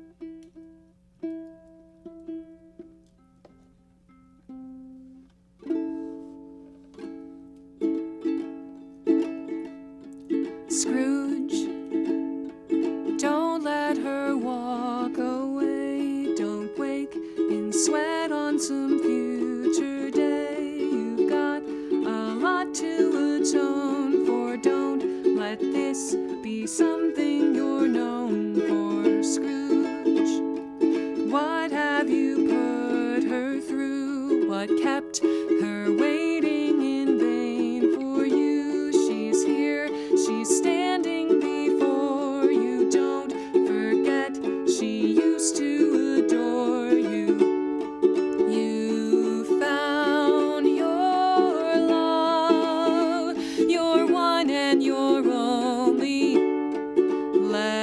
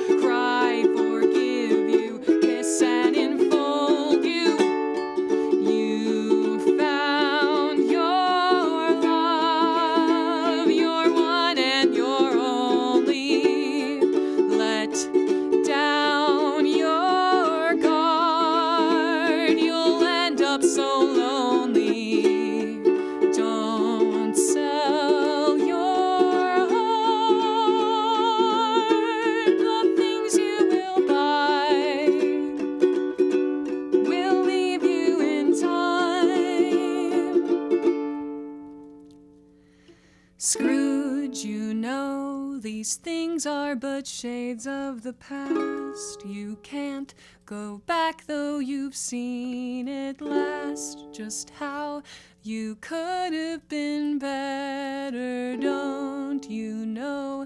You shouldn't have let her.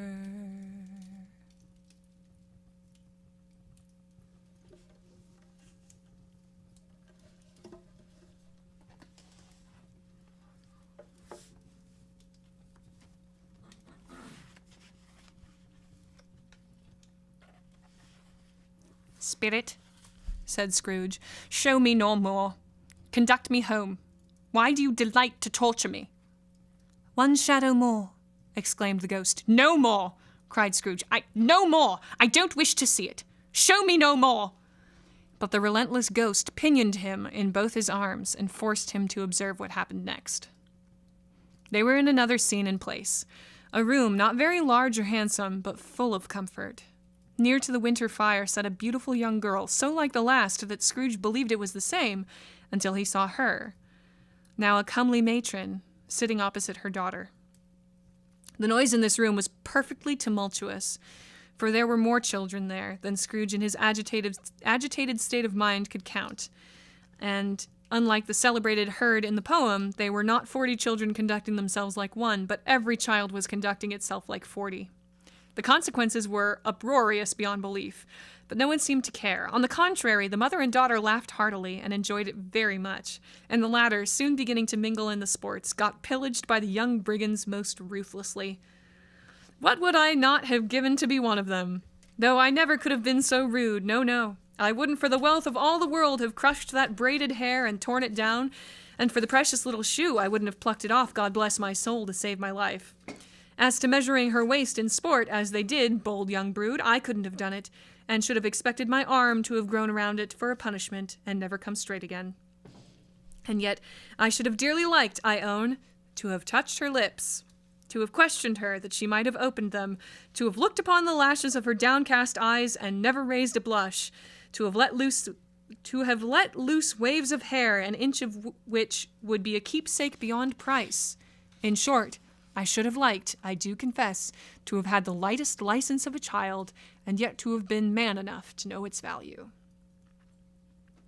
But now a knocking at the door was heard, and such a rush immediately ensued that she, with laughing face and plundered dress, was borne towards it, the center of a flushed and boisterous group, just in time to greet the father, who came home attended by a man laden with Christmas toys and presents. Then the shouting and the struggling and the onslaught that was made on the defenseless porter. The scaling him with chairs for ladders to dive into his pockets, to spoil him of brown paper parcels, hold on tight by his cravat, hug him round his neck, pommel his back, and kick his legs in irrepressible affection. The shouts of wonder and delight with which the development of every package was received. The terrible announcement that the baby had been taken in the act of putting a doll's frying pan into his mouth, and was more than suspected of having swallowed a fictitious turkey glued on a wooden platter. The immense relief at finding this a false alarm. The joy and gratitude and ecstasy, they are all indescribable alike. It is enough that by degrees the children and their emotions got out of the parlor by one stair at a time, up to the top of the house, where they went to bed, and so subsided. And now Scrooge looked on more attentively than ever, when the master of the house, having his daughter leaning fondly on him, sat down with her and her mother at his own fireside. And when he thought that such another creature, quite as graceful and as full of promise, might have called him father, and been a springtime in the haggard winter of his life, his sight grew very dim indeed. "Belle," said the husband, turning to his wife with a smile, "I saw an old friend of yours this afternoon." "Who was it?" "Guess." "How can I? Tut, I don't know." She added in the same breath, laughing as he laughed, "Mr. Scrooge." "Mr. Scrooge it was. I passed his office window, and as it was not shut up, and he had a candle inside, I could scarcely help seeing him. His partner lies upon the point of death, I hear, and there he sat alone. Quite alone in the world, I do believe." "Spirit," said Scrooge in a broken voice, "remove me from this place." "I told you these were the shadows of the things that have been," said the ghost, "that they are what they are. Do not blame me." Remove me, Scrooge exclaimed. I cannot bear it. He turned upon the ghost, and seeing that it looked upon him with a face in which some strange way there were fragments of all the faces it had shown him, wrestled with it. Leave me! Take me back! Haunt me no longer! In the struggle, if that can be called a struggle in which the ghost, with no visible resistance on its own part, was undisturbed by any effort of its adversary. Excuse me. Scrooge observed that its light was burning high and bright, and dimly connecting that with its influence over him, he seized the extinguisher cap and by a sudden action pressed it down upon its head.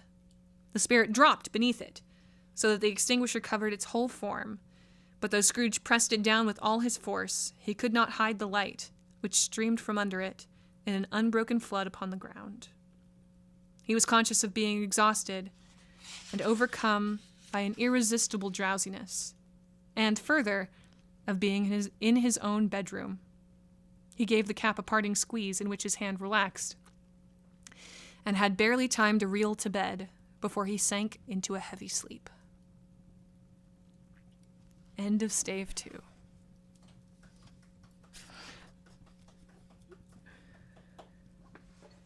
Hit that donation link in the description for the Young Center, or head to theyoungcenter.org to find out more about them.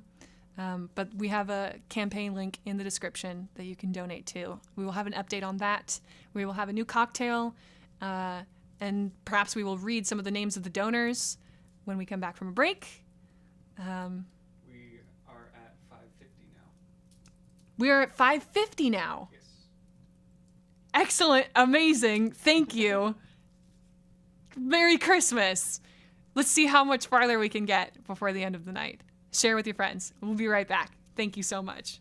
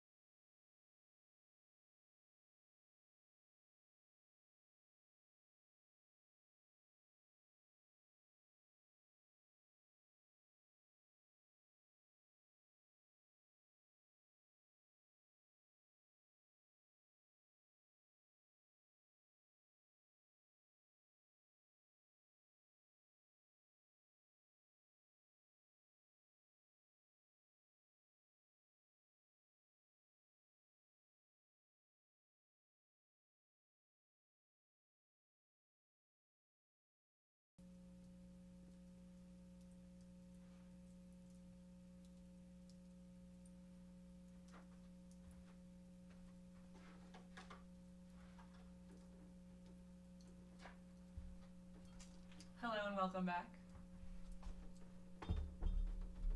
Luke is inside receiving communion remotely. I just shot mine real quick. Got that blessing from the Holy Spirit. I have an update on our donation page. We have hit $600, which is like so extremely exciting. So very grateful. So as promised, I will read the names of everyone that I can see here on the screen. We have a number of anonymous donors. Thank you, whoever you are out there. Your help is so much appreciated. So the names I have who have given their names, I have Charlie Sanchez, Lindsay Wolgell, Nancy Whitteman, Luke and Katie Sesko, Bo Ryan McCoy, Katie O'Donnell again, Sarah C., and a couple more anonymous donors, and some really kind and lovely messages. Thank you so much. Thank you for sharing. Let's keep going. Let's see if we can get to that 750 before the end of the night. Thank you so much. I'm also going to be putting together a Cratchit's Crutch, which it was submitted by my friend Blake McCormick. Thank you, Blake. I don't know if I like eggnog, so we're about to find out. It is 3/4 of a cup of specified as Southern Comfort eggnog. I don't know what makes Southern Comfort eggnog different from other brands of eggnog, but we got that. 1/8 of a cup of milk, 1/8 of a cup of Bailey's Irish Cream. I don't have very much milk here, so we'll see, and I don't have very much Bailey's here, so we'll see how much we can get out of those. But we're gonna start off with our eggnog.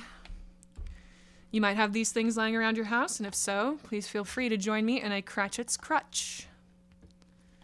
Really enjoyed I'm a sucker for alliteration, and several of the drinks we had submitted this year were alliterative in name, and I really enjoyed that. One of them I gave myself. Charlie did not submit a name with his, sorry for blowing up your spot, Charlie, did not submit a name with his incredible sounding drink, so I called it myself the Fans Fred. Hi, welcome back.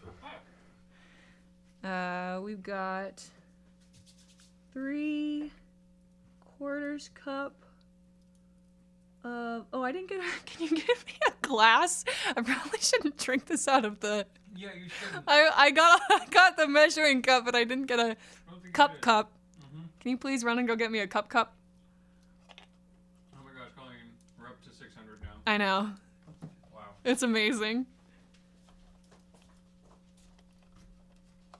If you are having a drink yourself at home, please tell us in the chat. What are you having this fine Christmas Eve?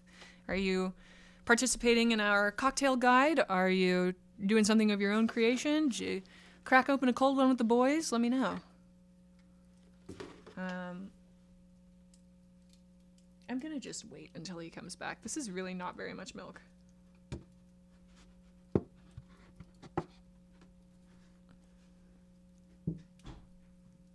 He approaches. Which one you want? Let's do the big one. That's nice and fancy.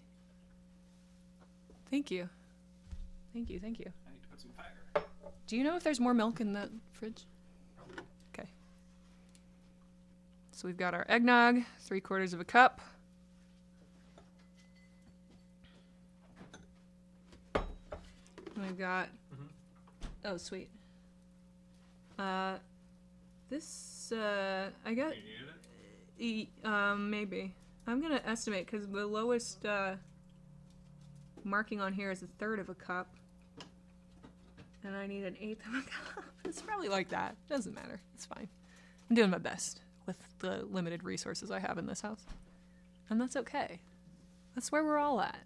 It's 2020. We're living, loving. I'm just a woman. Got our tiny bottle of Bailey's.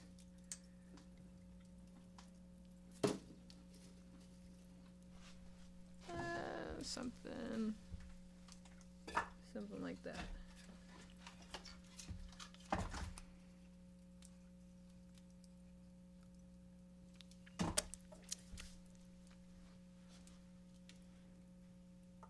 Blake did not provide instructions. I'm going to assume that these are just combined in a glass and stir.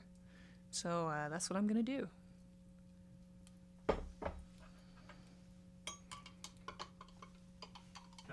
drink it from the measuring cup. That would have been harder to measure, but I guess I could have done it. Patricia said, in honor of Marley, I'm having a cup of bone broth. Amazing. We also have soup tonight. I have not eaten my soup. I'm going to do that on the next break. But that's so perfect, Patricia. I think Katie said cappuccino. Lol, still so much more to do. I feel that. I feel that. Okay, here we go. Cratchit's Crutch. Cheers. Oh my god. Yeah. I didn't know I would like that. The Baileys gives it that sweetness. Nice. Yeah. Thank you, Blake. This is delicious. Once again, you can find all of those recipes for our cocktail guide at allinonenight.com. Click on cocktail guide. You can also find the link to our donation campaign there. Click on About, scroll down a little bit, you'll see Donate to the campaign. Website's also a great way to share with someone, with a friend, a neighbor, a family member, your dog walker, your stern professor, your kids, Your debt holder. your debt holder, your creditors. I don't need to put this on right now. I just like having it. Okay, we're going to get started with stave number 3. Thank you so much for joining us. Thank you so much for sharing and donating. Let's get to stave 3. The second of the 3 spirits. Awaking in the middle of a prodigiously tough snore and sitting up in bed to get his thoughts together, Scrooge had no occasion to be told that the bell was again upon the stroke of 1. He felt that he was restored to consciousness in the right nick of time, for the especial purpose of holding a conference with the second messenger dispatched to him through Jacob Marley's intervention.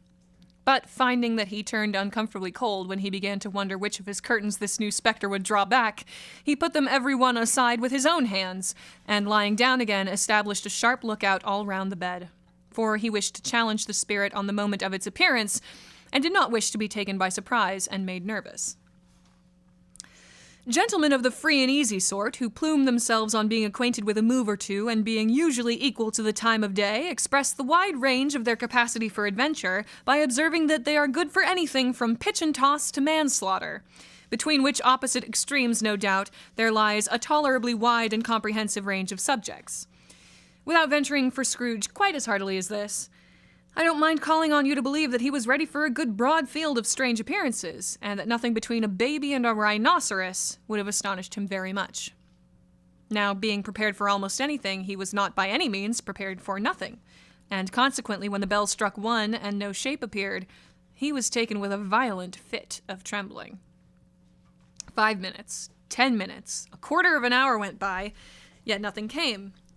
All this time he lay upon his bed, the very core and center of a blaze of ruddy light, which streamed upon it when the clock proclaimed the hour, and which, being only light, was more alarming than a dozen ghosts, as he was powerless to make out what it meant or would be at, and was sometimes apprehensive that he might be at that very moment an interesting case of spontaneous combustion, without having the consolation of knowing it. At last, however, he began to think, as you or I would have thought at first, for it is always the person not in the predicament who knows what ought to have been done about it, and would unquestionably have done it too. At last, I say, he began to think that the source and secret of this ghostly light might be in the adjoining room, from whence, on further tracing it, it seemed to shine. This idea taking full possession of his mind, he got up softly and shuffled in his slippers to the door. Excuse me. The moment Scrooge's hand was on the lock, a strange voice called him by his name and bade him enter. He obeyed. It was his own room. There was no doubt about that. But it had undergone a surprising transformation. The walls and ceiling were so hung with living green that it looked a perfect grove, from every part of which bright gleaming berries glistened. The crisp leaves of holly, mistletoe, and ivy reflected back the light, as if so many little mirrors had been scattered there, and such a mighty blaze went roaring up the chimney as that dull petrification of a hearth had never known in Scrooge's time, or Marley's, or for many and many a winter season gone. Heaped up on the floor, to form a kind of throne, were turkeys, geese, game, poultry, brawn, great joints of meat, sucking pigs, long wreaths of sausages, mince pies, plum puddings, barrels of oysters, red-hot chestnuts, cherry-cheeked apples, juicy oranges, luscious pears, immense twelfth cakes, and seething bowls of punch that made the chamber dim with their delicious steam. In easy state upon this couch, there sat a jolly giant, glorious to see, who bore a glowing torch in a shape not unlike Plenty's horn, and held it up, high up, to shed its light on Scrooge, as he came peeping round the door. "Come in!" exclaimed the ghost. "Come in, and know me better, man!" Scrooge entered timidly, and hung his head before this spirit. He was not the dogged Scrooge he had been, and though the spirit's eyes were clear and kind, he did not like to meet them. "I am the ghost of Christmas present," said the spirit. "Look upon me." Scrooge reverently did so. It was clothed in one simple green robe, or mantle, bordered with white fur. This garment hung so loosely on the figure that its capacious breast was bare, as if disdaining to be warded or concealed by any artifice. Its feet, observable beneath the ample folds of the garment, were also bare, and on its head it wore no other covering than a holly wreath, set here and there with shining icicles. Its dark brown curls were long and free as its genial face. Its sparkling eye, its open hand, its cheery voice, its unconstrained demeanor, and its joyful air. Girded round its middle was an antique scabbard, but no sword was in it, and the ancient sheath was eaten up with rust.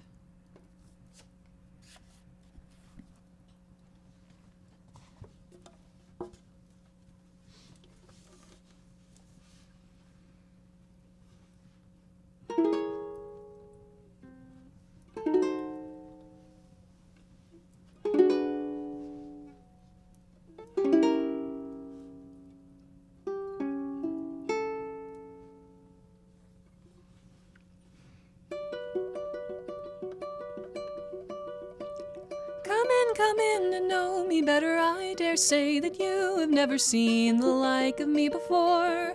You scorn the former of my brethren and their offerings, the gifts they bring, the songs they sing, and you have never tarried here to make that merry cheer of old, when all the wonders you behold have waited for your open hand. It's time you finally understand.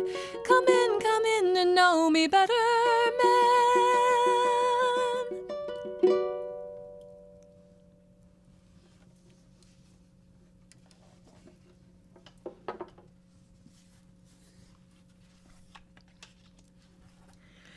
You have never seen the like of me before? Exclaimed the spirit.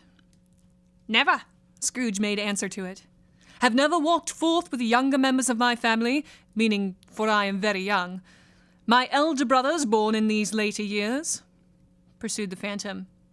I don't think I have, said Scrooge. I am afraid I have not.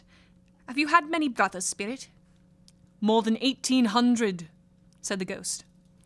A tremendous family to provide for, muttered Scrooge. The ghost of Christmas present rose. Spirit, said Scrooge submissively, conduct me where you will. I went forth last night on compulsion, and I learnt a lesson which is working now. Tonight, if you have aught to teach me, let me profit by it. Touch my robe. Scrooge did as he was told, and held it fast. Holly, mistletoe, red berries, ivy, turkeys, geese, game, poultry, brawn, meat, pigs, sausages, oysters, pies, puddings, fruit, and punch all vanished instantly.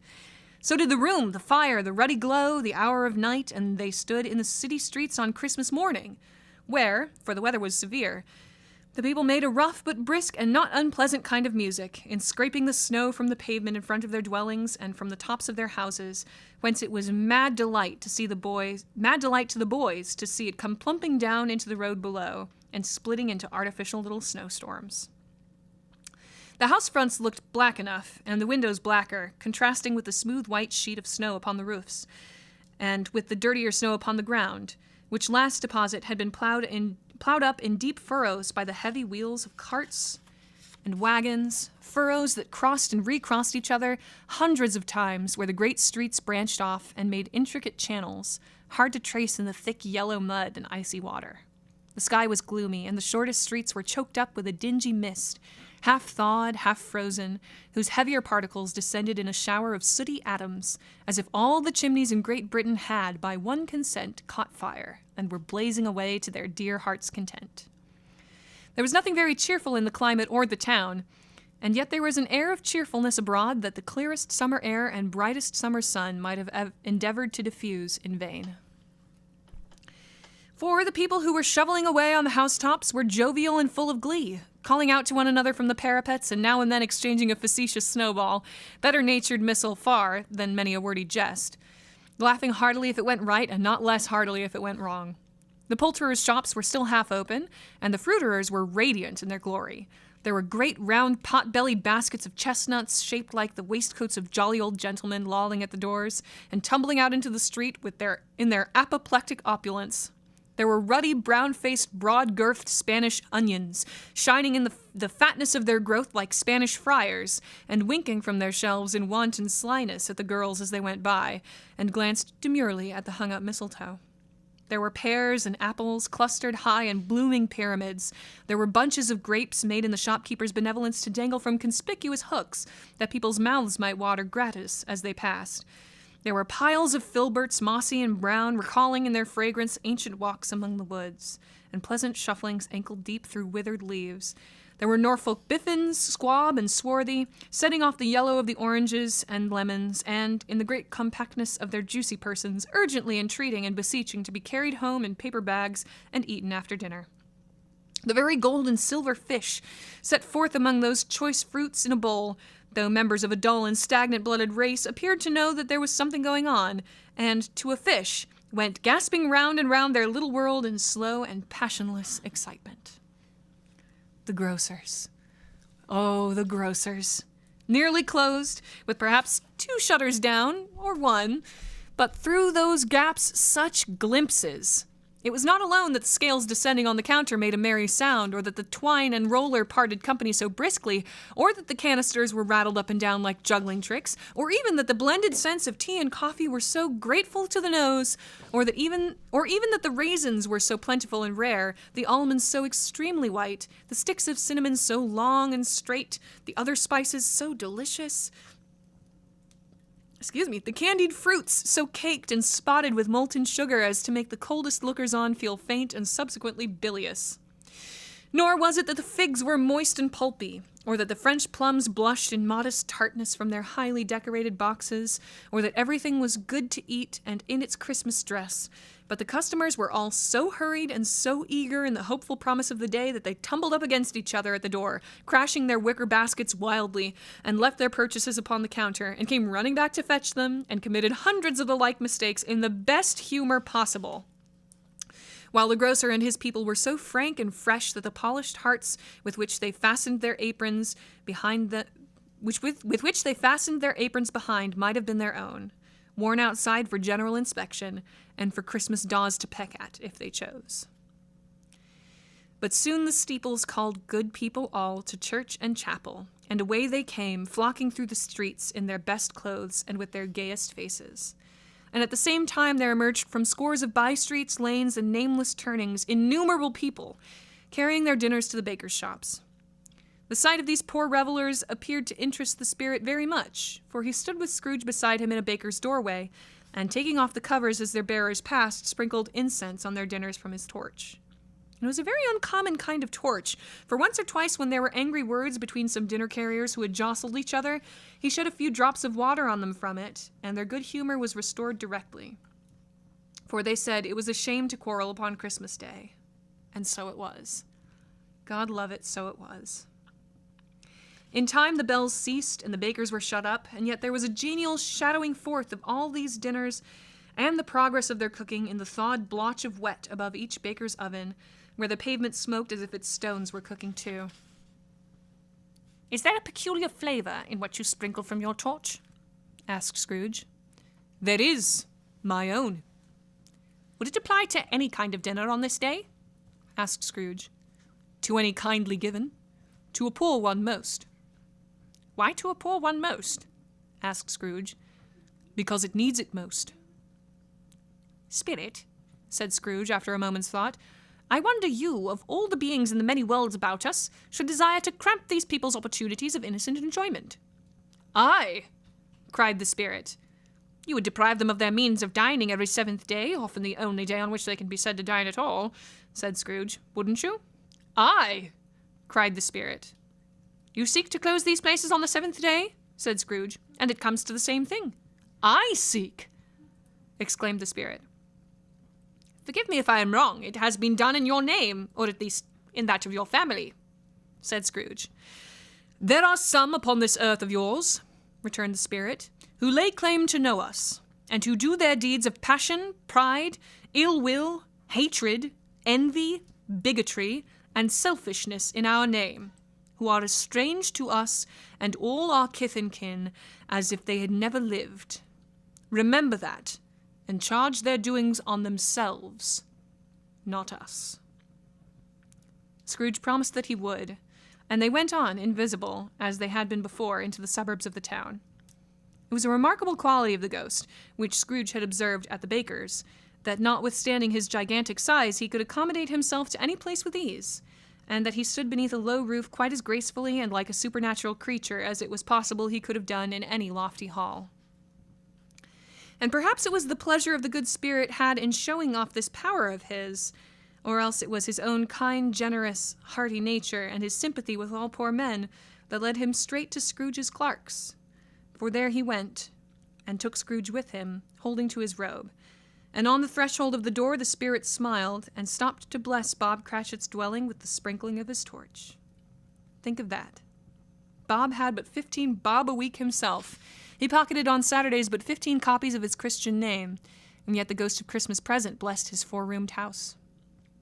Then up rose Mrs. Cratchit, Cratchit's wife, dressed out but poorly in a twice-turned gown, but brave in ribbons, which are cheap and make a goodly show for 6pence, and she laid the cloth, assisted by Belinda Cratchit, second of her daughters, also brave in ribbons, while Master Peter Cratchit plunged a fork into the saucepan of potatoes, and getting the corners of his monstrous shirt collar, Bob's private property conferred upon his son and heir in honor of the day, into his mouth, rejoiced to find himself so gallantly attired and yearned to show his linen in the fashionable parks. And now 2 smaller Cratchits, boy and girl, came tearing in, screaming that outside the baker's they had smelt the goose and known it for their own, and basking in luxurious thoughts of sage and onion, these young Cratchits danced about the table and exalted Master Peter Cratchit to the skies, while he, not proud, although his collars nearly choked him, blew the fire, until the slow potatoes bubbling up knocked loudly at the saucepan lid to be let out and peeled. "Whatever has got your precious father, then?" said Mrs. Cratchit. "And your brother, Tiny Tim? And Martha warn't as late last Christmas Day by half an hour." "Here's Martha, mother," said a girl, appearing as she spoke. "Here's Martha, mother," cried the 2 young Cratchits. "Hurrah! There's such a goose, Martha." "Why, bless your heart alive, my dear, how late you are," said Mrs. Cratchit, kissing her a dozen times and taking off her shawl and bonnet for her with officious zeal. We'd a deal of work to finish up last night," replied the girl, "and had to clear away this morning, mother." "Well, never mind so long as you are come," said Mrs. Cratchit. "Sit ye down before the fire, my dear, and have a warm, Lord bless ye." "No, no, there's father coming!" cried the 2 young Cratchits, who were everywhere at once. "Hide, Martha, hide!" So Martha hid herself, and in came little Bob the father, with at least 3 feet of comforter exclusive of the fringe hanging down before him, and his threadbare clothes darned up and brushed to look seasonable, and Tiny Tim upon his shoulder. Alas for Tiny Tim, he bore a little crutch, and had his limbs supported by an iron frame. "Why, where's our Martha?" cried Bob Cratchit, looking around. "Not coming," said Mrs. Cratchit. "Not coming," said Bob, with a sudden declension in his high spirits, for he had been Tim's blood horse all the way from church and had come home rampant. "Not coming upon Christmas Day." Martha didn't like to see him disappointed, if it were only in joke, so she came out prematurely from behind the closet door and ran into his arms, while the two young Cratchits hustled Tiny Tim and bore him off into the wash-house that he might hear the pudding singing in the copper. "And how did little Tiny Tim behave?" asked Mrs. Cratchit, when she had rallied Bob on his credulity, and Bob had hugged his daughter to his heart's content. "As good as gold," said Bob, "and better. Somehow he gets thoughtful, sitting by himself so much, and thinks the strangest things you ever heard. He told me coming home that he hoped the people saw him in the church, because he was a cripple, and it might be pleasant to them to remember upon Christmas Day who made lame beggars walk and blind men see." Bob's voice was tremulous when he told him this, and trembled more when he said that Tiny Tim was growing strong and hearty. His active little crutch was heard upon the floor, and back came Tiny Tim before another word was spoken, escorted by his brother and sister to a stool before the fire. And while Bob, turning up his cuffs, as if, poor fellow, they were capable of being made more shabby, compounded some hot mixture in a jug with gin and lemons, and stirred it round and put it on the hob to simmer, Master Peter and the two ubiquitous young Cratchits went to fetch the goose, with which they soon returned in high procession.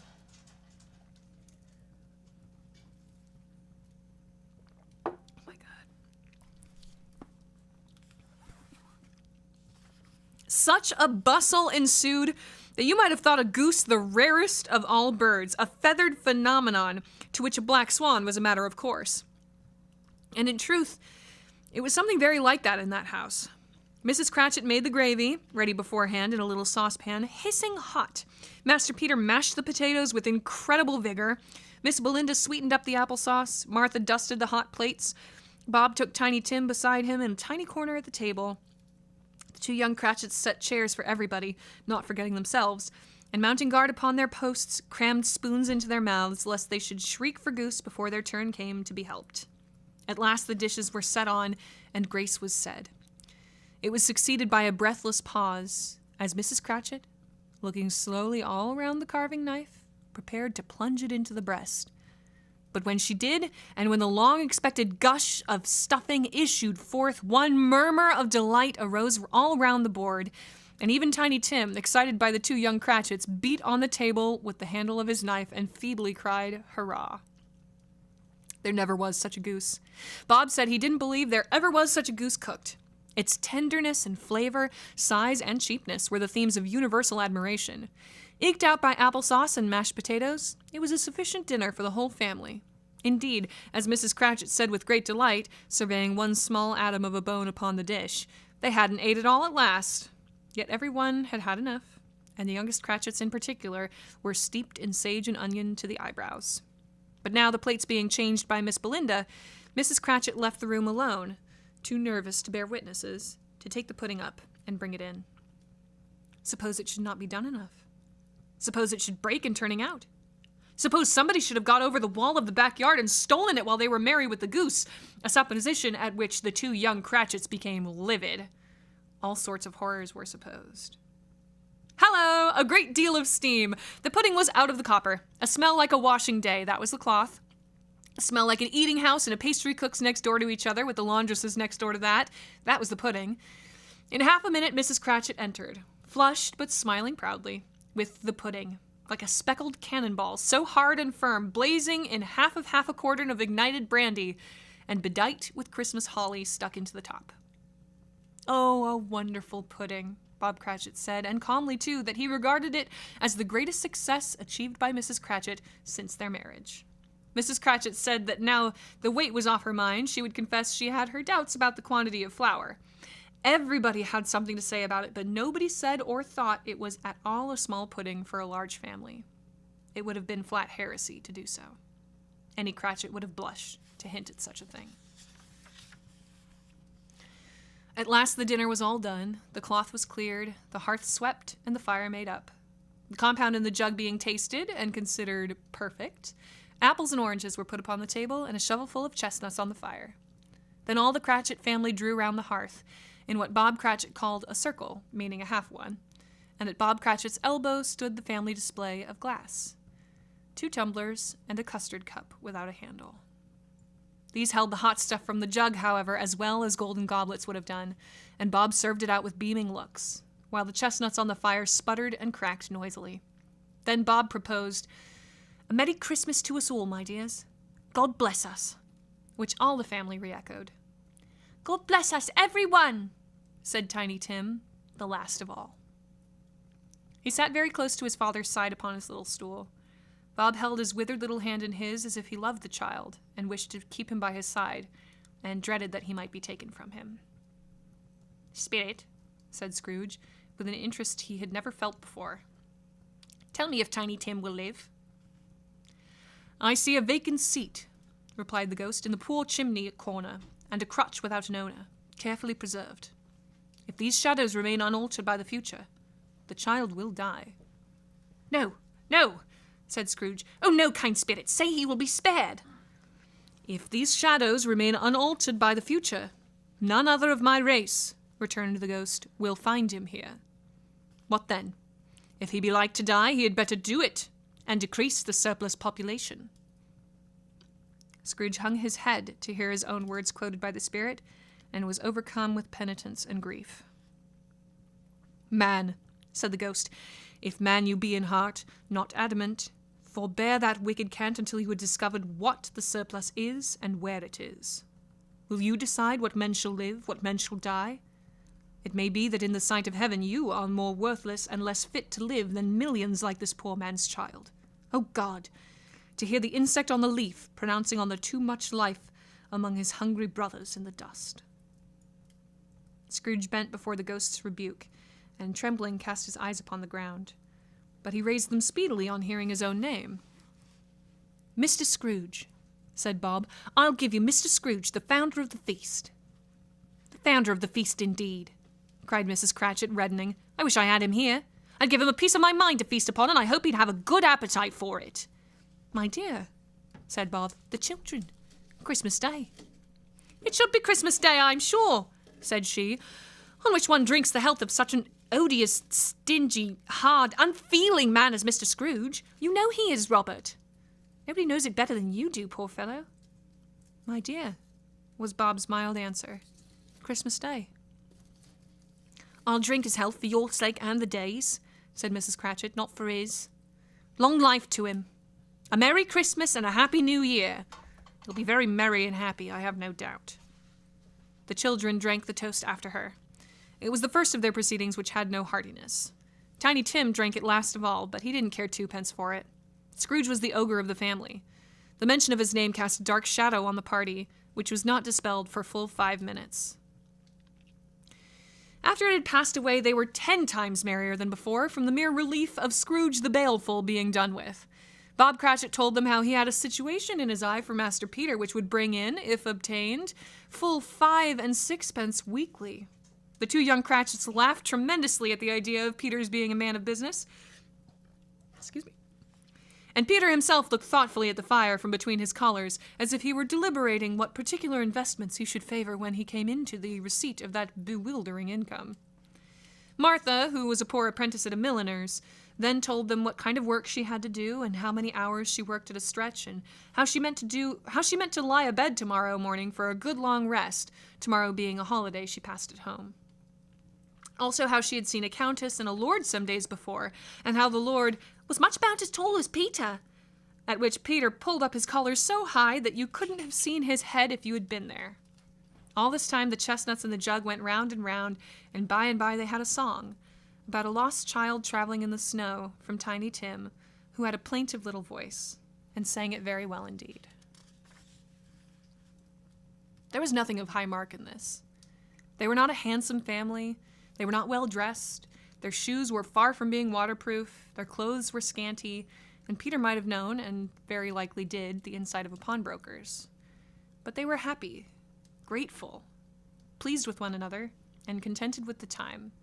And when they faded, and looked happier yet in the bright sprinklings of the spirit's torch at parting, Scrooge had his eye upon them, and especially on Tiny Tim, until the last.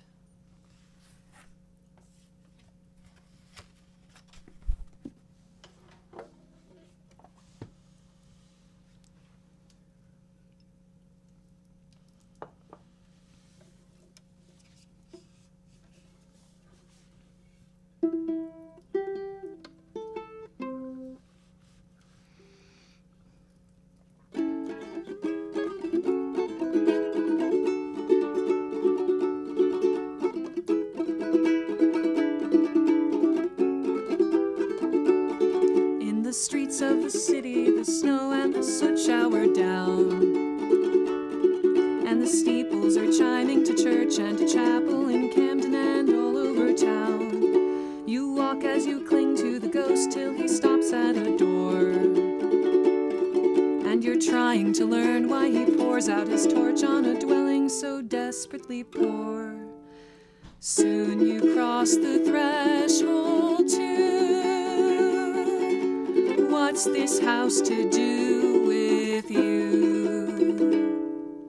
A mother lays a cloth, a son sits by a fire, 2 daughters rush about, 2 children scream and shout.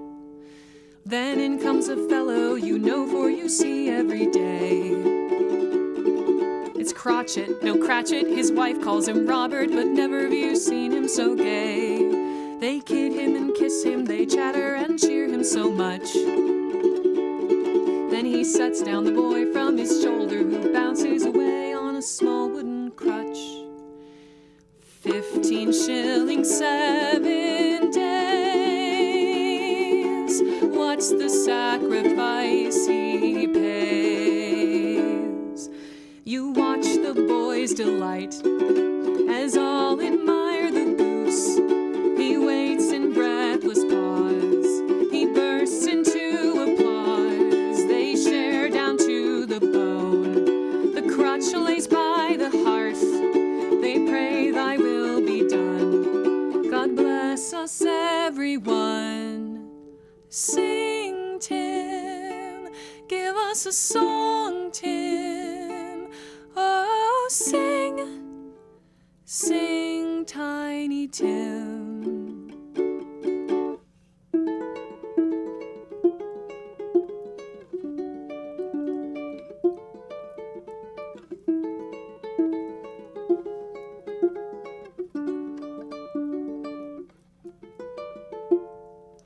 Tim is a boy, maybe 7 or 8, and he's likely aware of his likeliest fate. And he's standing and singing the joy of the day, and before you can stop it, you hear yourself say, will he live? Tell me if he will live. And you beg for the boy to be spared, though you never have cared. You are feeling so.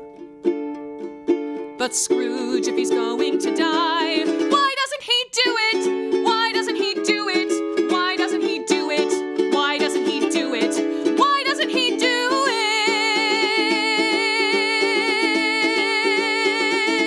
it? I'll give you Mr. Scrooge, the founder of the feast. And Bob lifts up his cup. He raises it up.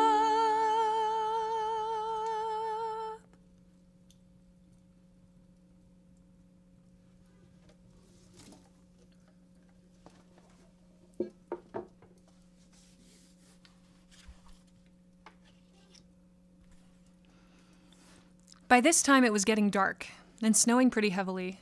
And as Scrooge and the spirit went along the streets, the brightness of the roaring fires in the kitchens, parlors, and all sorts of rooms was wonderful. Here the flickering blaze showed preparations for a cozy dinner, with hot plates baking through and through before the fire, and deep red curtains, ready to be drawn to shut out cold and darkness. There all the children of the house were running out into the snow to meet their married sisters, brothers, cousins, uncles, aunts, and be the first to greet them. Here again were shadows on the window blind of guests assembling, and there a group of handsome girls, all hooded and fur-booted, and all chattering at once, tripped lightly off to some near neighbor's house, where, woe upon the single man who saw them enter. Artful witches, well they knew it, in a glow. But if you had judged from the numbers of people on their way to friendly gatherings, you might have thought that no one was at home to give them welcome when they got there, instead of every house expecting company and piling up its fires half chimney high. Blessings on it, how the ghost exulted, how it bared its breadth of breast and opened its capacious palm and floated on, outpouring with a generous hand its bright and harmless mirth on everything within its reach. The very lamplighter who ran on before, dotting the dusky street with specks of light, and who was dressed to spend the evening somewhere, laughed out heartily as the spirit passed, though little kenned the lamplighter that he had any company but Christmas. And now, without a word of warning from the ghost, they stood upon a bleak and desert moor, where monstrous masses of rude stone were cast about as though it were the burial place of giants, and water spread itself wheresoever it listed, or would have done so but for the frost that held it prisoner, and nothing grew but moss and furze and a coarse rank grass. Down in the west the setting sun had left a streak of fiery red, which glared upon the desolation for an instant, like a sullen eye, and frowning lower, lower, lower yet, was lost in the thick gloom of darkest night. "What place is this?" asked Scrooge. "A place where miners live, who labor in the bowels of the earth," returned the spirit. "But they know me. See." A light shone from the window of a hut, and swiftly they advanced towards it. Passing through the wall of mud and stone, they found a cheerful company assembled round a glowing fire. An old, old man and woman, with their children and their children's children, and another generation beyond that, all decked out gaily in their holiday attire. The old man, in a voice that seldom rose above the howling of the wind upon the barren waste, was singing them a Christmas song. It had been a very old song when he was a boy, and from time to time they all joined in the chorus. So surely as they raised their voices, the old man got quite blithe and loud, and so surely as they stopped, his vigor sank again. The spirit did not tarry here, but bade Scrooge hold his robe, and passing on above the moor, sped whither? Not to sea. To sea. To Scrooge's horror, looking back, he saw the last of the land, a frightful range of rocks behind them, and his ears were deafened by the thundering of water, as it rolled and roared, and raged among the dreadful caverns it had worn, and fiercely tried to undermine the earth. Built upon a dismal reef of sunken rocks, some league or so from shore, on which the waters chafed and dashed, the wild year through, there stood a solitary lighthouse.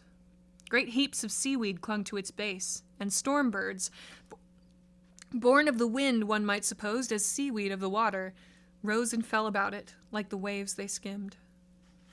But even here, two men who watched the light had made a fire, that through the loophole in the thick stone wall, shed out a ray of brightness on the awful sea. Joining their horny hands over the rough table at which they sat, they wished each other Merry Christmas in their can of grog, and one of them, the elder, too, with his face all damaged and scarred with hard weather, as the figurehead of an old ship might be, struck up a sturdy song that was like a gale in itself. Again the ghost sped on, above the black and heaving sea, on, until, being far away, as he told Scrooge, from any shore, they lighted on a ship. They stood beside the helmsman at the wheel, the lookout in the bow, the officers who had the watch, dark, ghostly figures in their several stations. But every man among them hummed a Christmas tune, or had a Christmas thought, or spoke below his breath to his companion of some bygone Christmas day, with homeward hopes belonging to it.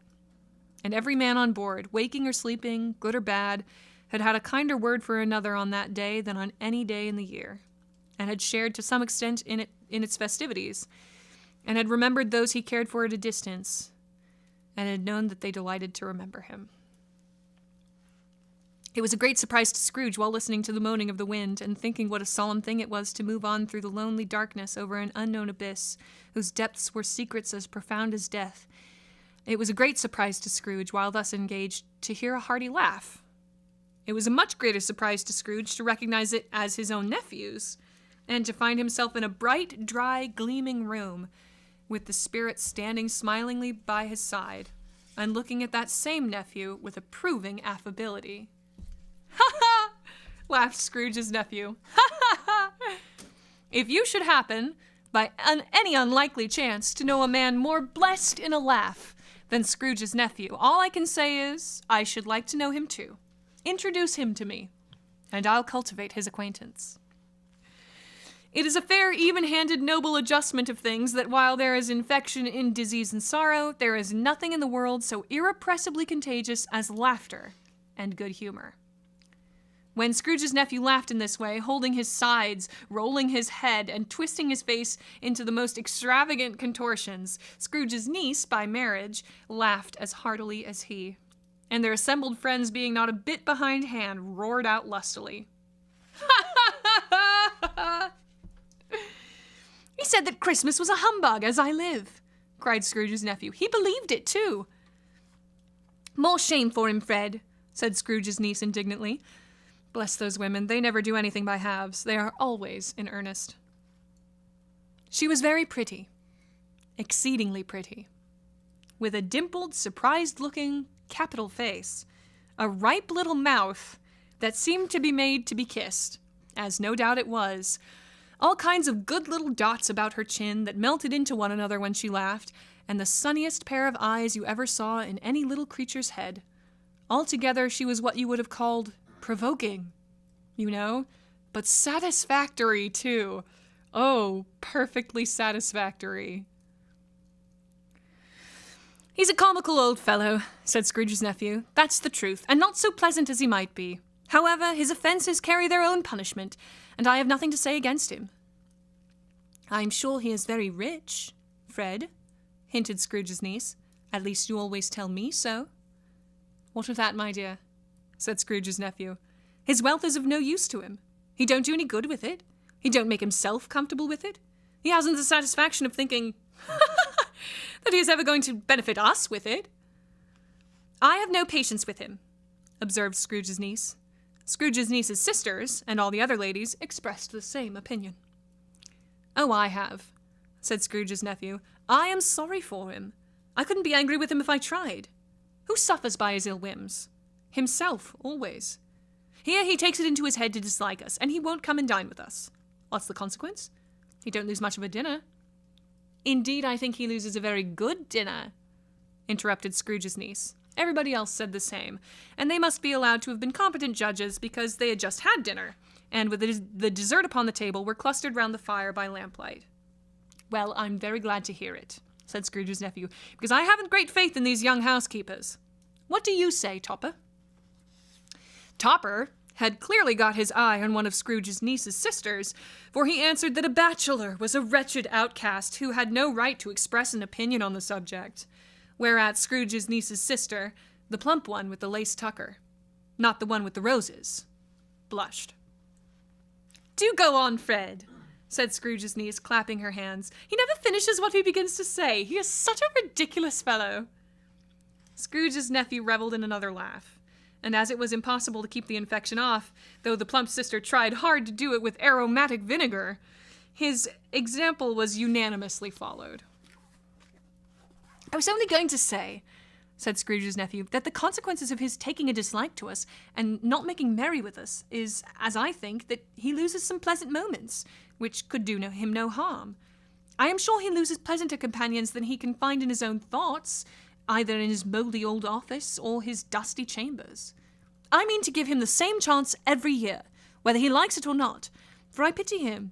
He may rail at Christmas till he dies, but he can't help thinking better of it. I defy him, if he finds me going there in good temper year after year and saying, Uncle Scrooge, how are you? If it only puts him in the vein to leave his poor clerk £50, that's something, and I think I shook him yesterday. It was their turn to laugh now at the notion of his shaking Scrooge. But being thoroughly good-natured and not much caring what they laughed at, so that they laughed at any rate, he encouraged them in their merriment, and passed the bottle joyously. After tea, they had some music, for they were a musical family, and knew what they were about. When they sung a glee or catch, I can assure you, especially Topper, who could growl away in the bass like a good one, and never swell the large veins in his forehead, or get red in the face over it. Scrooge's niece played well upon the harp, and played among other tunes a simple little air, a mere nothing, you might learn to whistle it in 2 minutes, which had been familiar to the child who fetched Scrooge from the boarding school, as he had been reminded by the ghost of Christmas past. When this strain of music sounded, all the things that ghost had shown him came upon his mind. He softened more and more, and thought that if he could have listened to it often, years ago, he might have cultivated the kindnesses of life for his own happiness with his own hands, without resorting to the sexton's spade that buried Jacob Marley.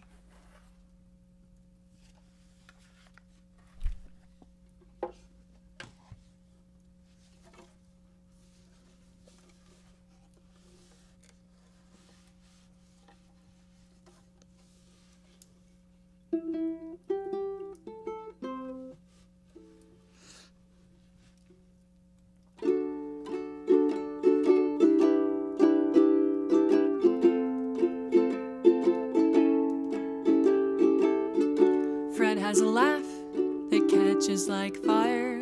So why does his face cause you pain? His wife has a face like a rose in bloom. So why does her laugh sound like rain? It's a wonderful party with dinner and games, with the lamps all aglow, the logs aflame. It's a fine celebration with family and friends, joy and laughter. So what are you after? Fred talks of you, his only kin, inviting you year after year. He has a happy, hopeful heart that maybe someday you'll be here. It's a wonderful party with dinner and games, with the lamps all aglow, the logs aflame. It's a fine celebration with family and friends, joy and laughter. So what are you after?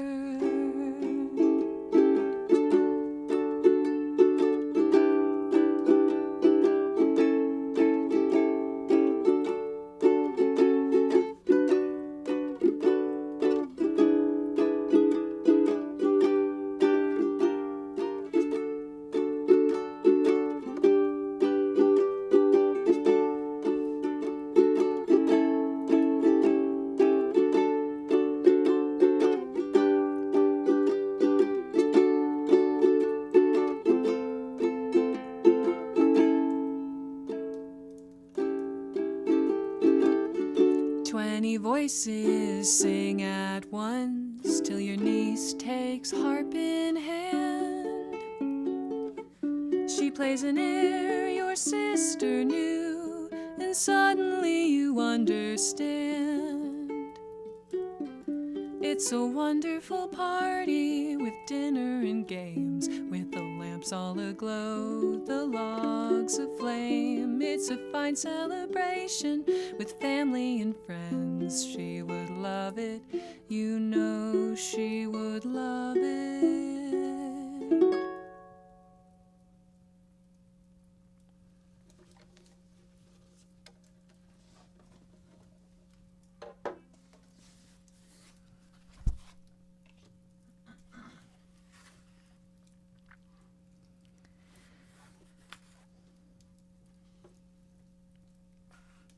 But they didn't devote the whole evening to music.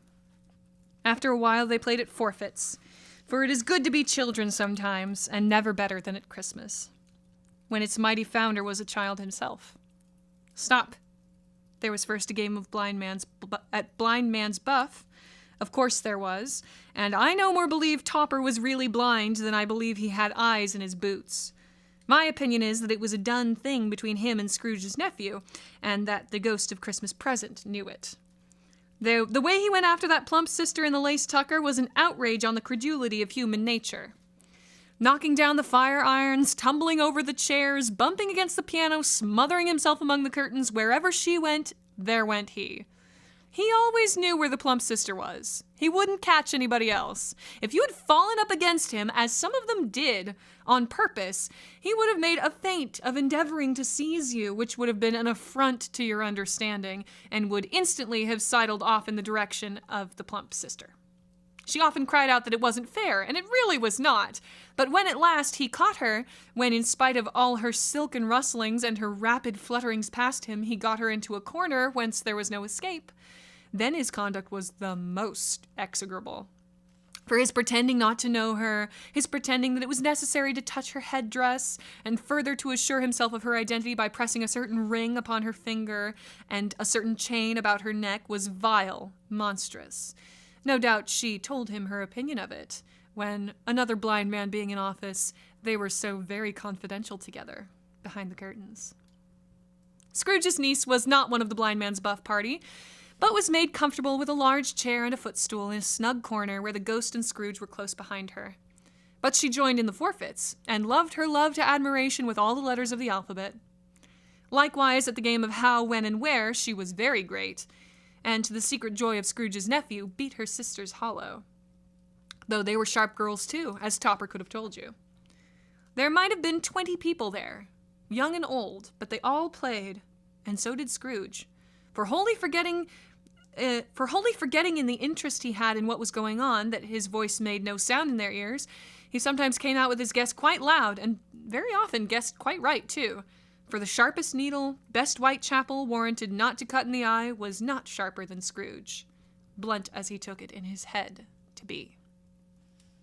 The ghost was greatly pleased to find him in this mood, and looked upon him with such favor that he begged like a boy to be allowed to stay until the guests departed. But this the spirit said could not be done. "Here is a new game," said Scrooge. "1 half-hour, spirit, only one." It was a game called Yes and No, where Scrooge's nephew had to think of something, and the rest must find out what, he only answering to their questions yes or no, as the case was. The brisk fire of questioning to which he was exposed elicited from him that he was thinking of an animal, a live animal, rather a disagreeable animal, a savage animal, an animal that growled and grunted sometimes, and talked sometimes, and lived in London, and walked about the streets, and wasn't made a show of, and wasn't led by anybody, and didn't live in a menagerie, and was never killed in a market, and was not a horse, or an ass, or a cow, or a bull, or a tiger, or a dog, or a pig, or a cat, or a bear. At every fresh question that was put to him, this nephew burst into a fresh roar of laughter, and was so inexpressibly tickled that he was obliged to get up off the sofa and stamp. At last the plump sister, falling into a similar state, cried out, "I have found it out! I know what it is, Fred! I know what it is!" "What is it?" cried Fred. "It's your Uncle Scrooge!" Which it certainly was. Admiration was the universal sentiment, though some objected that the reply to "Is it a bear?" ought to have been yes, inasmuch as an answer in the negative was sufficient to have diverted their thoughts from Mr. Scrooge, supposing they had ever any tendency that way. "He has given us plenty of merriment, I am sure," said Fred, "and it would be ungrateful not to drink his health. Here is a glass of mulled wine, ready to our hand at the moment, and I say, Uncle Scrooge." "Well, Uncle Scrooge," they cried. "A Merry Christmas and a Happy New Year to the old man, whatever he is," said Scrooge's nephew. "He wouldn't take it from me, but he may have it, nevertheless. Uncle Scrooge." Uncle Scrooge had imperceptibly become so gay and light of heart that he would have pledged the unconscious company in return, and thanked them in an inaudible speech, if the ghost had given him time. But the whole scene passed off in the breath of the last words spoken by his nephew, and he and the spirit were again upon their travels. Much they saw, and far they went, and many homes they visited, but always with a happy end. The spirit stood beside sick beds, and they were cheerful. On foreign lands, and they were close at home. By struggling men, and they were patient in their greater hope. By poverty, and it was rich. In almshouse, hospital, and jail, in misery's every refuge, where vain man in his little brief authority had not made fast the door, and barred the spirit out, he left his blessing, and taught Scrooge his precepts. It was a long night, if it were only a night, but Scrooge had his doubts of this, because the Christmas holidays appeared to be condensed into the space of time they passed together. It was strange, too, that while Scrooge remained unaltered in his outward form, the ghost grew older, clearly older. Scrooge had observed this change, but never spoke of it until they left a children's 12th night party, when, looking at the spirit as they stood together in an open place, he noticed that its hair was gray. "Are spirits' lives so short?" asked Scrooge. "My life upon this globe is very brief," replied the spirit. "It ends tonight." "Tonight?" cried Scrooge. "Tonight at midnight. Hark! The time is drawing near." The chimes were ringing the 11:15 at that moment. "Forgive me if I am not justified in what I ask," said Scrooge, looking intently at the spirit's robe. "But I see something strange, and not belonging to yourself, protruding from your skirts. Is it a foot or a claw?" "It might be a claw, for all the flesh there is upon it," was the spirit's sorrowful reply. "Look here." From the foldings of its robe it brought 2 children, wretched, abject, frightful, hideous, miserable. They knelt down at its feet and clung upon the outside of its garment. "Oh, man, look here. Look, down here," exclaimed the ghost. They were a boy and a girl, yellow, meager, ragged, scowling, wolfish, but prostrate, too, in their humility. Where graceful youth should have filled their features out and touched them with its freshest tints, a stale and shriveled hand, like that of age, had pinched and twisted them and pulled them into shreds. Where angels might have sat enthroned, devils lurked and glared out menacing.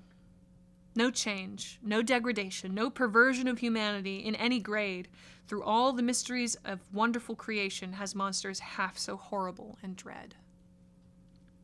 Scrooge started back, appalled. Having them shown to him in this way, he tried to say they were fine children, but the words choked themselves rather than be parties to a lie of such enormous magnitude. "Spirit, are they yours?" Scrooge could say no more. "They are man's," said the spirit, looking down upon them, "and they cling to me, appealing from their fathers. This boy is ignorance. This girl is want. Beware them both, and all of their degree, but most of all beware this boy. For on his brow I see that written which is doom, unless the writing be erased." "Deny it," cried the spirit, stretching out its hand towards the city. "Slander those who tell it ye. Admit it for your factious purposes, and make it worse, and abide the end." "Have they no refuge or resource?" cried Scrooge. "Are there no prisons?" said the spirit, turning on him for the last time with his own words. "Are there no workhouses?" The bell struck 12. Scrooge looked about him for the ghost and saw it not. As the last stroke ceased to vibrate, he remembered the prediction of old Jacob Marley, and lifting up his eyes, beheld a solemn phantom, draped and hooded, coming like a mist along the ground towards him. End of stave 3.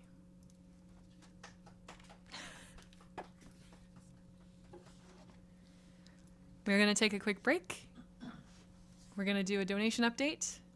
Go ahead and hit that link in the description to our campaign fundraising for the Young Center, a very worthy organization that could really use our help. And share with everyone you know. We'll be right back.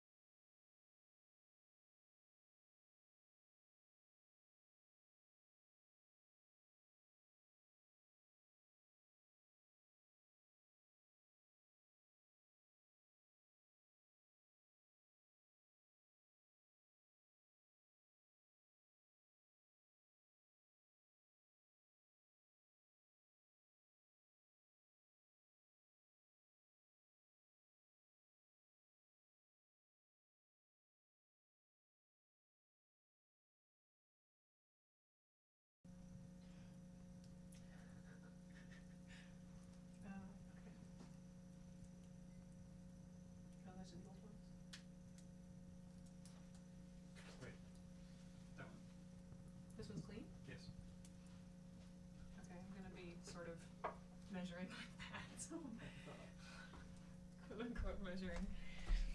Okay, can you bring that over here? You really need I really need implements. tools. Hello, everyone. Welcome back. Got the fixings for our next cocktail, which, again, you can find all of that information at allinonenight.com. Click on Cocktail Guide. We are going to be making the Ghost of Christmas Present, I believe. Let me double check that. Yes. This is part of our 3-drink flight called Holiday Spirits. It was submitted by Sarah Cox and Abraham Cervantes. Thank you very much, you both. But first, can we get a donation goal update, Luke? We are currently at $675. We are currently at $675. 90% of our current Which is goal. 90% of our current goal of $750, which is immense. Thank you all so much. I wanted to say a quick thing about the Young Center. If you didn't check them out at their website, which is theyoungcenter.org. Like I said, they are an organization that protects and advances the rights and welfare of immigrant children, unaccompanied and separated immigrant children. And they stand for the creation and work toward the creation of a dedicated children's immigration system so that children are treated as children first, which is not always the case in our current system. Their work is, of course, more important than ever with the policies of the current administration for the past 2 years. And they have over 1,000 child advocates who work as trusted, dedicated allies of young children in the immigration, of children of any age in the immigration system, who meet with them and help them through whatever stage they're at in their process. So whether it's deportation or hearings or reunification, wherever they're at, they have child advocates to help them out. And you can find out all about the work that they do at theyoungcenter.org. Very vital organization, helping to heal some of the hurts that are deeply felt, especially around this time of year. So thank you so much for your donations. All of that money is going straight to them. Let's see if we can get to $750. Share with everyone you know. Let's make it happen. Thank you so much. We've already met 2 goals, and we're already so close to our 3rd goal. It's amazing. Okay, so our next cocktail is the Ghost of Christmas Present as part of our Holiday Spirits 3-drink flight. And it is, in a tall glass, pour 1.5 ounces of whiskey, which is a shot and a half. I don't even have shot glasses here, so I'm eyeballing it. We'll just get this again. Sure. I'm using bourbon because it's what I have. It smells a little bit like Goldschlager, but it's fine. We'll add a little extra kick. Just a drop. How much do you think is a shot? Like that? That might be a shot and a half. Oh, yeah. Yeah. Fill the glass with ginger ale and stir. Luke, could you grab me this spoon? Yes. You may have fresh cranberries on hand. It is the holidays after all. But this calls for whiskey, ginger ale, a splash of cranberry juice, and fresh cranberries as garnish. So we're going to fill this glass with ginger ale.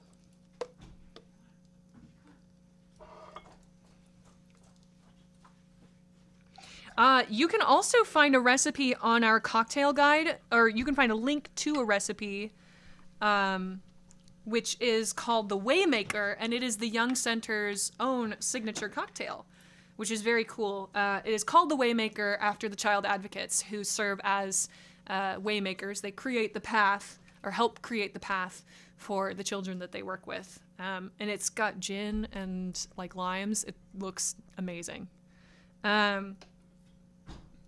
Stir, add a splash of cranberry juice, and garnish with whole cranberries. Ooh.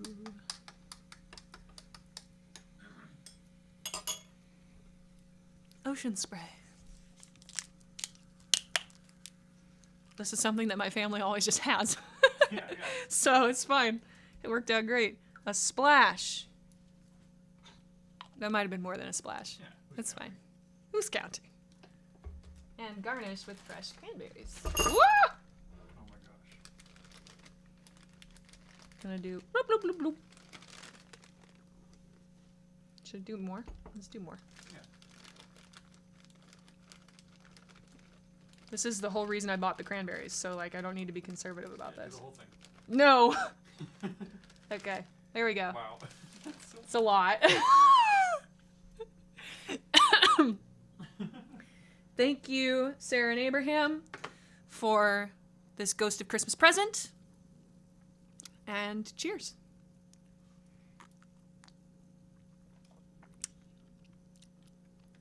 Oh, yeah. Oh, yeah. It's like just the right amount of whiskey. That's beautiful. Okay.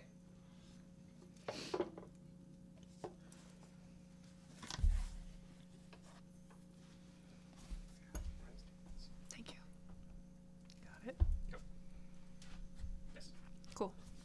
Stave 4.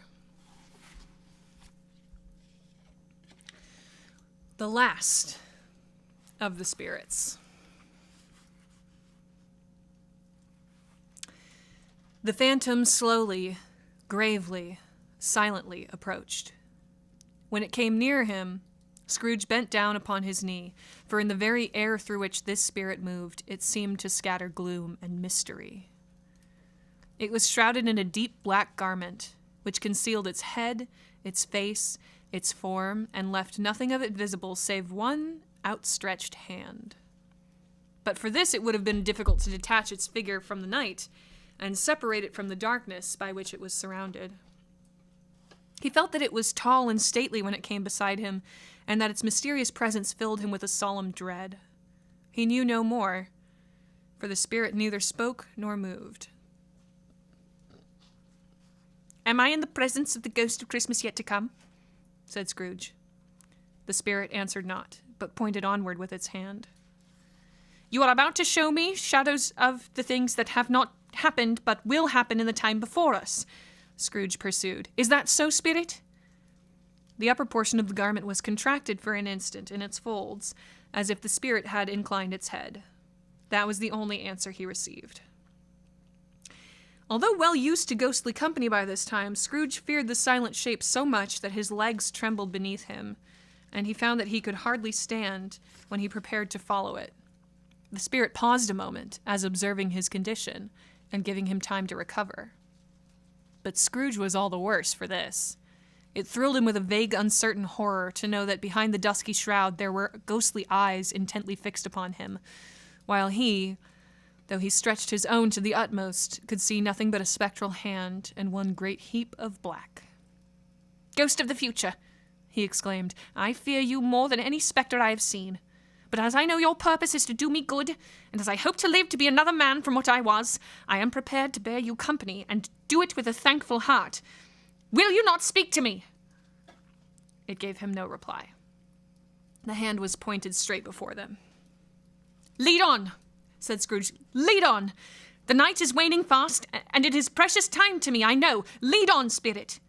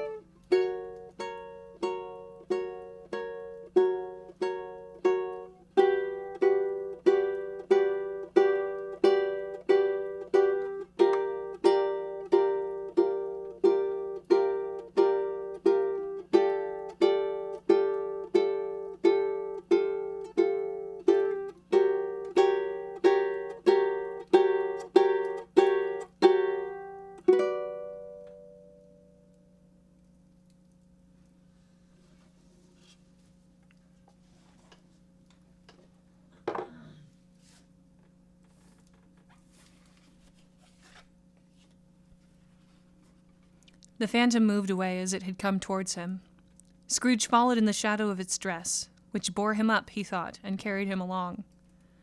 They scarcely seemed to enter the city, for the city rather seemed to spring up about them and encompass them of its own act. But there they were, in the heart of it, on 'change, amongst the merchants, who hurried up and down, and chinked the money in their pockets, and conversed in groups, and looked at their watches, and trifled thoughtfully with their great gold seals, and so forth, as Scrooge had seen them often. The spirit stopped beside one little knot of businessmen. Observing that the hand was pointed to them, Scrooge advanced to listen to their talk. "No," said a great fat man with a monstrous chin. "I don't know much about it either way. I only know he's dead." "When did he die?" inquired another. "Last night, I believe." "Why, what was the matter with him?" asked a third, taking a vast quantity of snuff out of a very large snuff-box. "I thought he'd never die." "God knows," said the first, with a yawn. "What has he done with his money?" asked a red-faced gentleman with a pendulous excrescence on the end of his nose that shook like the gills of a turkey-cock. "I haven't heard," said the man with the large chin, yawning again. "Left it to his company, perhaps. He hasn't left it to me, that's all I know." This pleasantry was received with a general laugh. "It's very likely to be a cheap funeral," said the same speaker, "for upon my life I don't know anybody to go to it. Suppose we make up a party and volunteer." "I don't mind going, if a lunch is provided," observed the gentleman with the excrescence on his nose. "but I must be fed if I make one." Another laugh. "Well, I am the most disinterested among you, after all," said the first speaker, "for I never wear black gloves and I never eat lunch. But I'll offer to go if anybody else will. When I come to think of it, I'm not at all sure that I wasn't his most particular friend, for we used to stop and speak whenever we met. Bye-bye." Speakers and listeners strolled away and mixed with other groups. Scrooge knew the men and looked towards the spirit for an explanation. The phantom glided on into a street. Its finger pointed to two persons meeting. Scrooge listened again, thinking that the explanation might lie here. He knew these men also perfectly. They were men of business, very wealthy, and of great importance. He had made a point always of standing well in their esteem, in a business point of view, strictly in a business point of view. "How are you?" said one. "How are you?" returned the other. "Well," said the first, "Old Scratch has got his own at last, eh?" "So I am told," returned the second. "Cold, isn't it?" "Seasonable for Christmas time. You're not a skater, I suppose?" No, something else to think of. Good morning." Not another word. That was their meeting, their conversation, and their parting. Scrooge was at first inclined to be surprised that the spirit should attach importance to conversation apparently so trivial. But feeling assured that they must have some hidden purpose, he set himself to consider what it was likely to be. They could scarcely be supposed to have any bearing on the death of Jacob, his old partner, for that was past, and this ghost province was the future. Nor could he think of anyone immediately connected with himself to whom he could apply them. But nothing doubting that to whomsoever they applied, they had some latent moral for his own improvement, he resolved to treasure up every word he heard and everything he saw, and especially to observe the shadow of himself when it appeared.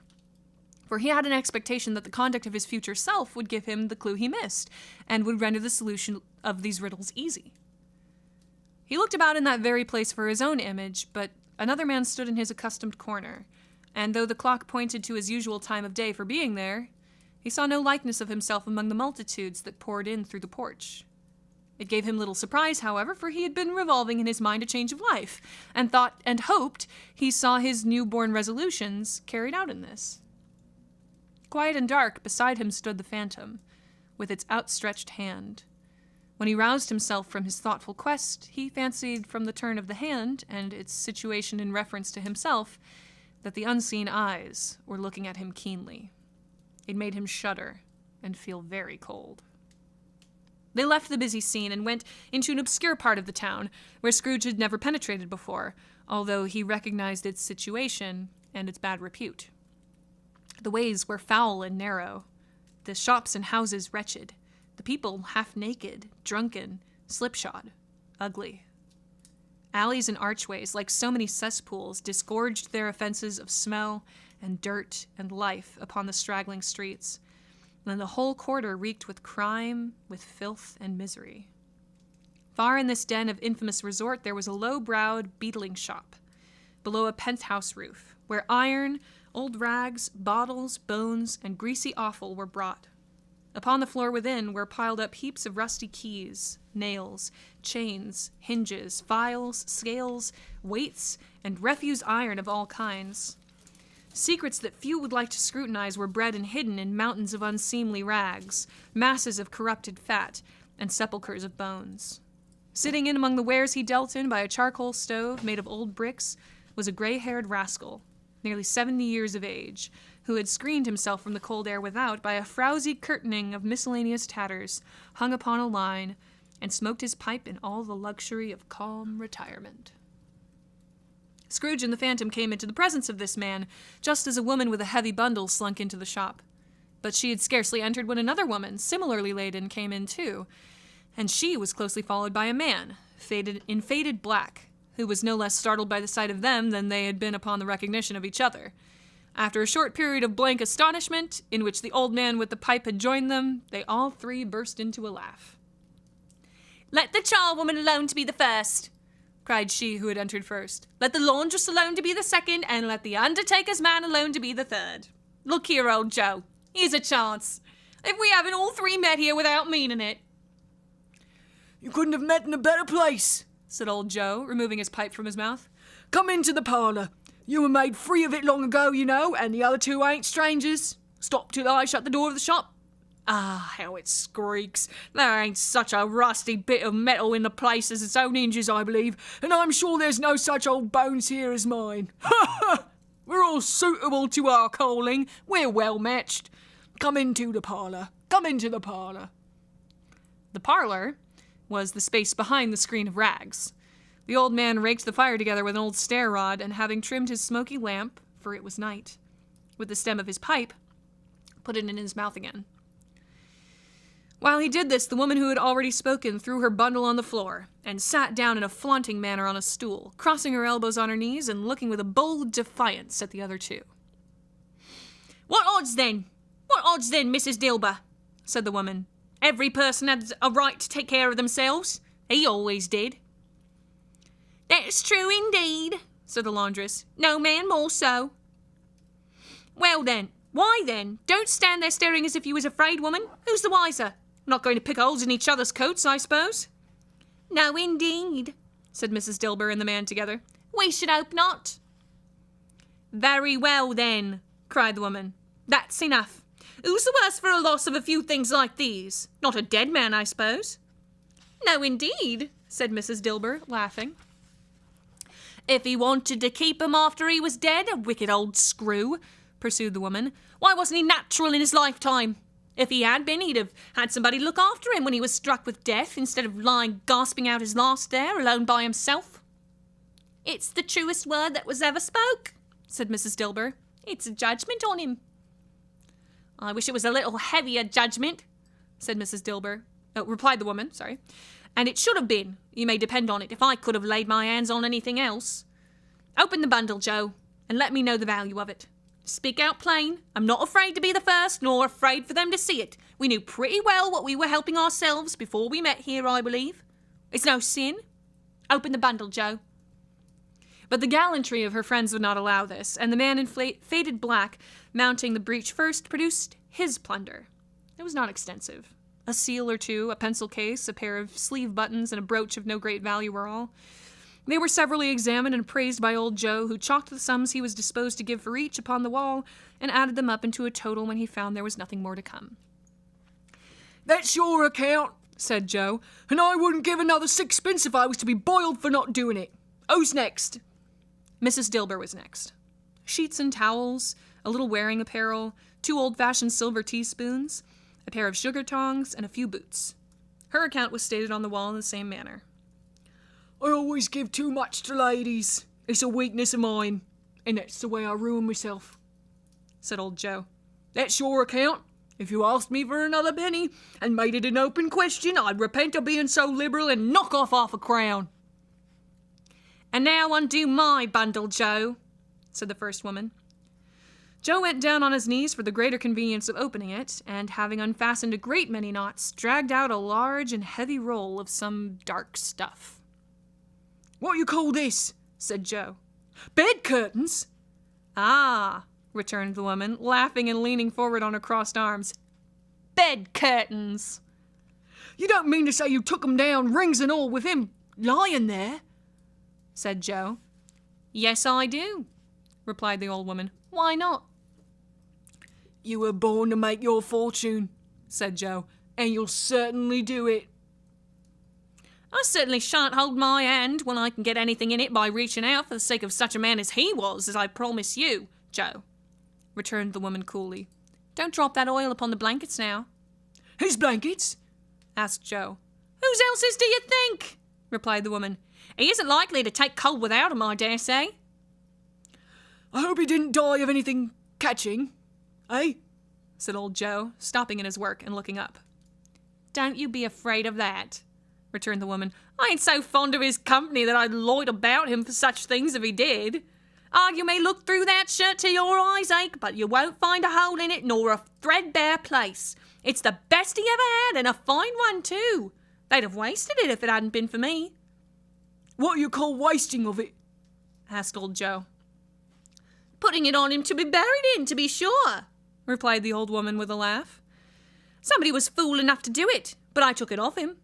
If calico ain't good enough for such a purpose, it isn't good enough for anything. It's quite as becoming to the body. It can't look uglier than he did in that one. Scrooge listened to this dialogue in horror. As they sat grouped about their spoil in the scanty light afforded by the old man's lamp, he viewed them with a detestation and disgust which could hardly have been greater, though they had been obscene demons marketing the corpse itself. Excuse me. Laughed the same woman, when old Joe, producing a flannel bag with money in it, told out their several gains upon the ground. This is the end of it, you see. He frightened everyone away from him when he was alive, to profit us when he was dead. Spirit, said Scrooge, shuddering from head to foot. I see. The case of this unhappy man might be my own. My life tends that way now. Merciful heaven, what is this? He recoiled in terror, for the scene had changed, and now he almost touched a bed. A bare, uncurtained bed, on which, beneath a ragged sheet, there lay a something covered up, which, though it was dumb, announced itself in awful language. The room was very dark. Too dark to be observed with any accuracy, though Scrooge glanced round it in obedience to a secret impulse, anxious to know what kind of room it was. A pale light, rising in the outer air, fell straight upon the bed, and on it, plundered and bereft, unwatched, unwept, uncared for, was the body of this man. Scrooge glanced towards the phantom. Its steady hand was pointed to the head. The cover was so carelessly adjusted that the slightest raising of it, the motion of a finger upon Scrooge's part, would have disclosed the face. He thought of it, felt how easy it would be to do, and longed to do it, but had no more power to withdraw the veil than to dismiss the spectre at his side. O cold, cold, rigid, dreadful death! Set up thine altar here, and dress it with such terrors as thou hast at thy command, for this is thy dominion. But of the loved, revered, and honored head, thou canst not turn one hair to thy dread purposes, or make one feature odious. It is not that the hand is heavy and will fall down when released. It is not that the heart and pulse are still, but that the hand was open, generous, and true, the heart brave, warm, and tender, and the pulse a man's. Strike, shadow, strike! And see his good deeds springing from the wound to sow the world with life immortal. No voice pronounced these words in Scrooge's ears, and yet he heard them when he looked upon the bed. He thought, if this man could be raised up now, what would be his foremost thoughts? Avarice, hard dealing, griping cares? They have brought him to a rich end, truly. He lay in the dark, empty house, with not a man, a woman, or a child, to say that he was kind to me in this or that, and for the memory of one kind word I will be kind to him. A cat was tearing at the door. and there was a sound of gnawing rats beneath the hearthstone. What they wanted in the room of death and why they were so restless and disturbed, Scrooge did not dare to think. "Spirit," said he, "this is a fearful place. In leaving it, I shall not leave its lesson, trust me. Let us go." Still the ghost pointed with an unmoved finger to the head. "I understand you," Scrooge returned, "and I would do it if I could, but I have not the power, Spirit. I have not the power." Again it seemed to look upon him. "If there is any person in the town who feels emotion caused by this man's death," said Scrooge, quite agonized, "show that person to me, Spirit, I beseech you." The phantom spread its dark robe before him for a moment, like a wing, and withdrawing it revealed a room by daylight, where a mother and her children were.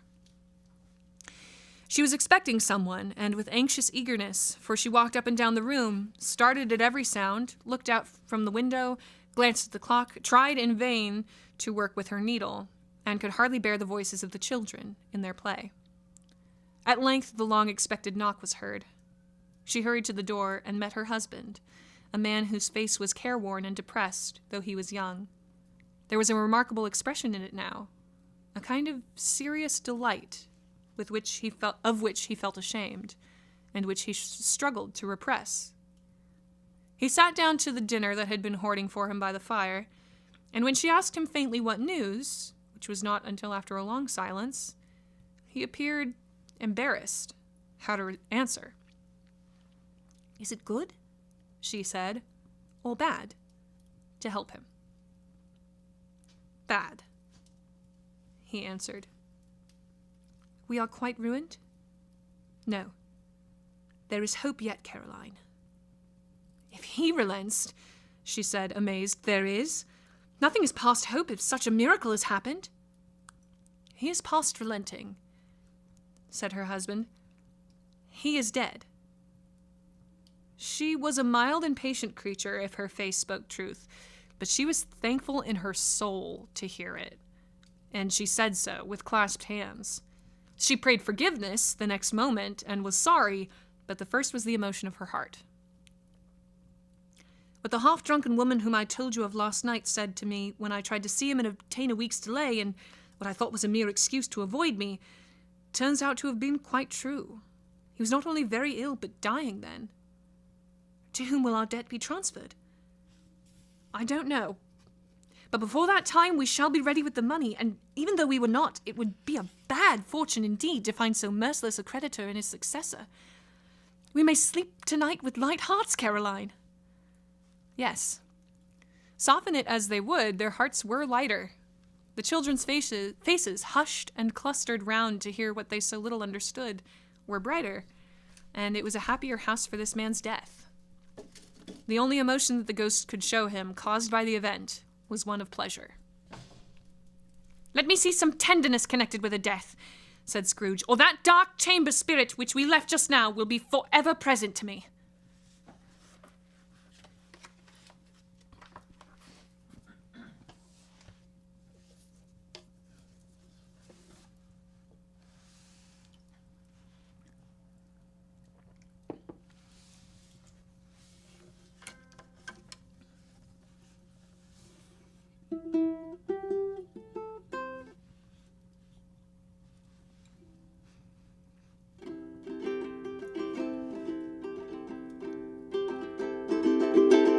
Scratch has got his own at last, says a man you see every Tuesday. They chat about the weather, walk away, it's just another business day. With the yawn, a man says someone's died, and there's a joke about the funeral. Someone asks about his money, and someone else says something funny. The devil is dead, but their days go on.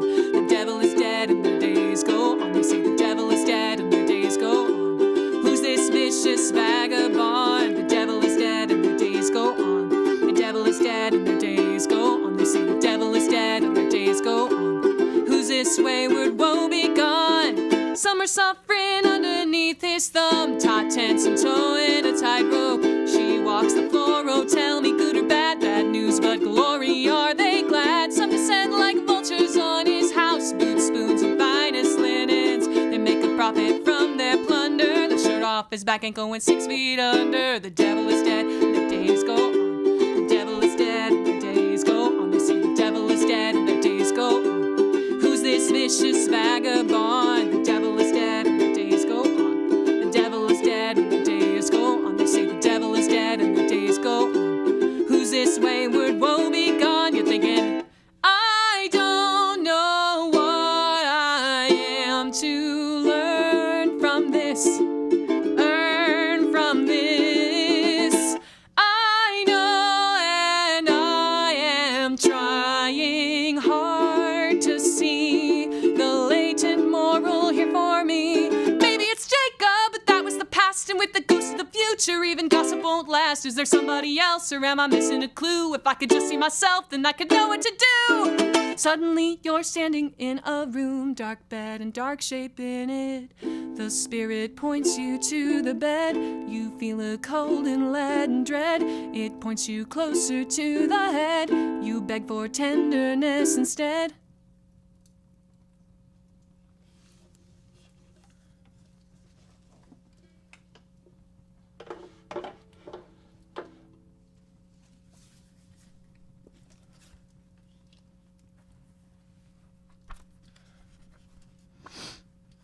The ghost conducted him through several streets familiar to his feet, and as they went along, Scrooge looked here and there to find himself, but he was nowhere to be seen.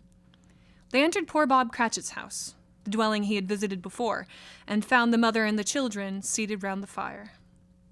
Quiet. Very quiet.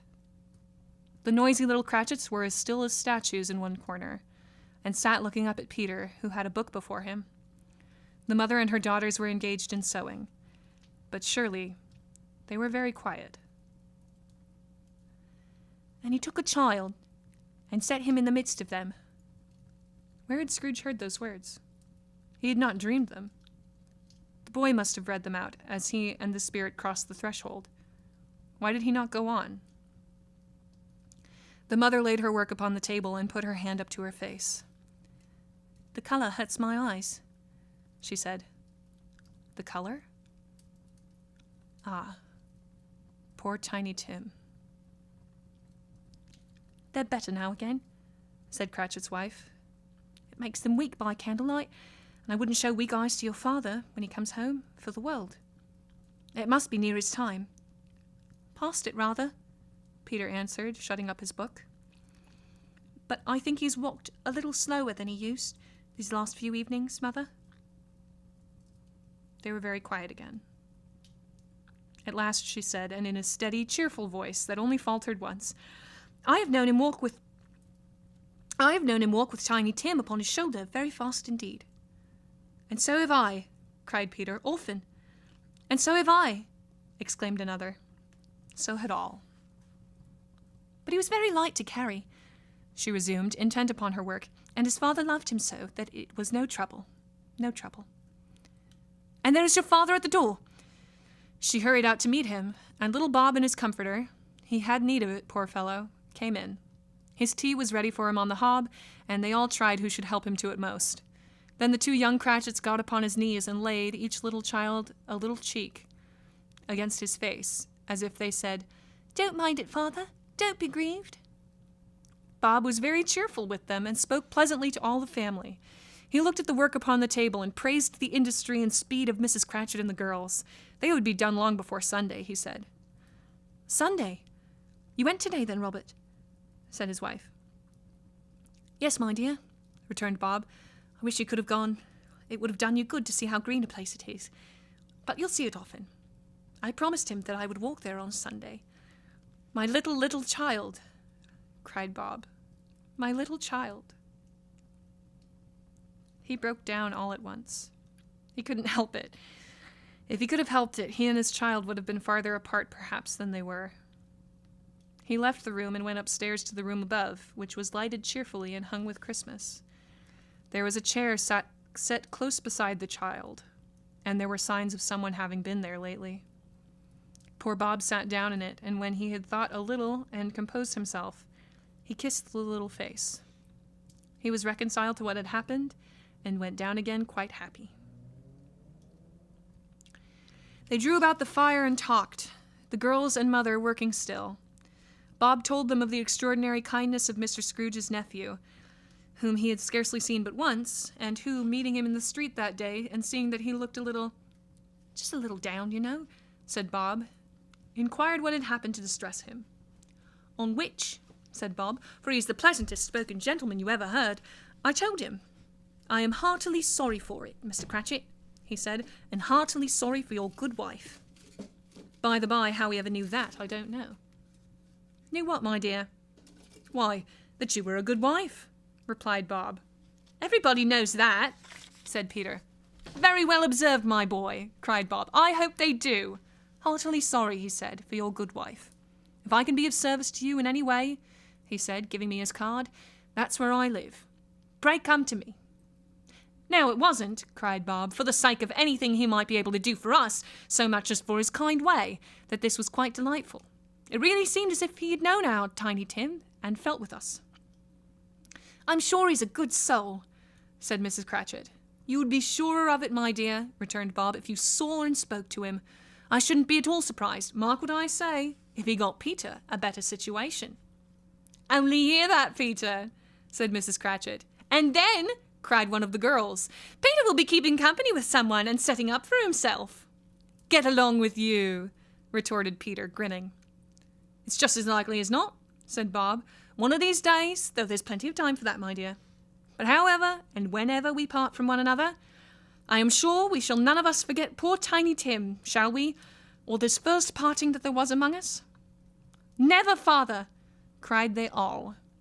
And I know, said Bob, I know, my dears, that when we recollect how patient and how mild he was, although he was a little child, we shall not quarrel easily among ourselves and forget poor Tiny Tim in doing it. No, never, father, they all cried again. I am very happy, said little Bob. I am very happy. Mrs. Cratchit kissed him, his daughters kissed him, the two young Cratchits kissed him, and Peter and himself shook hands. Spirit of Tiny Tim, thy childish essence was from God.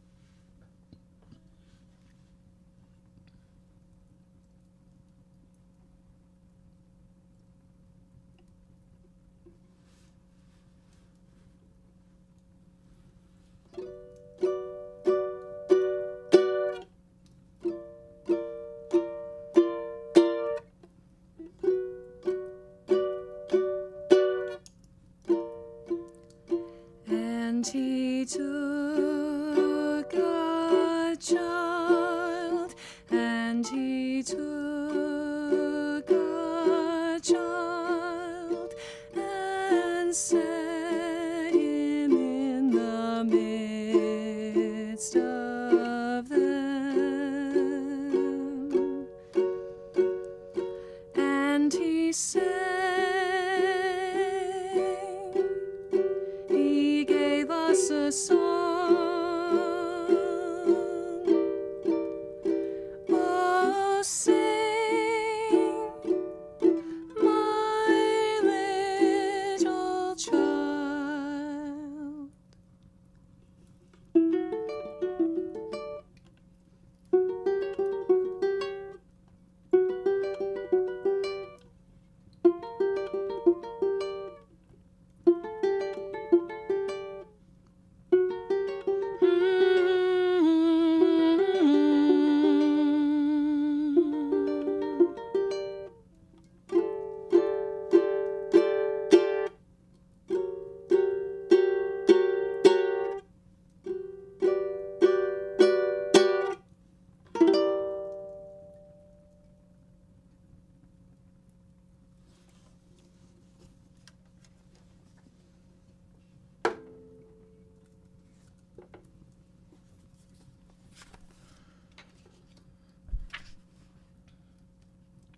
Spectre, said Scrooge.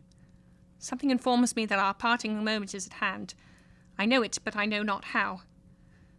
Tell me what man that was whom we saw lying dead, The ghost of Christmas yet to come conveyed him, as before, though at a different time, he thought. Indeed, there seemed no order in these latter visions, save that they were in the future, into the resorts of businessmen, but showed him not himself.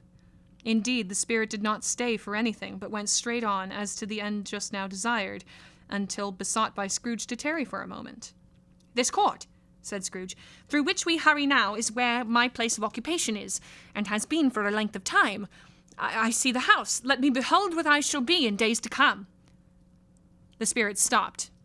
The hand was pointed elsewhere. "The house is yonder," Scrooge exclaimed. "Why do you point away?"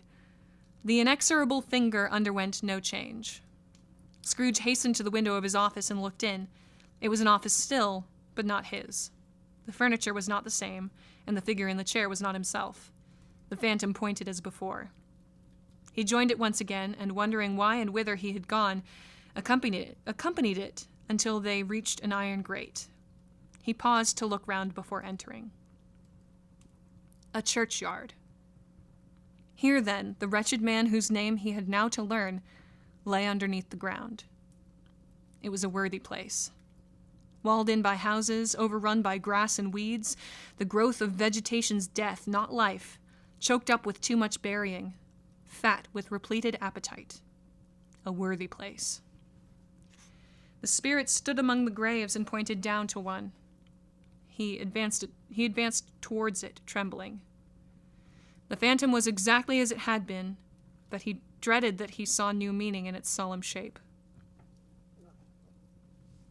Excuse me. "Before I draw nearer to that stone to which you point," said Scrooge, "answer me one question. Are these the shadows of the things that will be, or are they shadows of things that may be only?" Still the ghost pointed downward toward the grave by which it stood. "Men's courses will foreshadow certain ends, to which, if persevered in, they must lead," said Scrooge. "But if the courses be departed from, the ends will change. Say it is thus with what you show me." The spirit was immovable as ever. Scrooge crept towards it, trembling as he went, and following the finger, read upon the stone of the neglected grave his own name, Ebenezer Scrooge. No.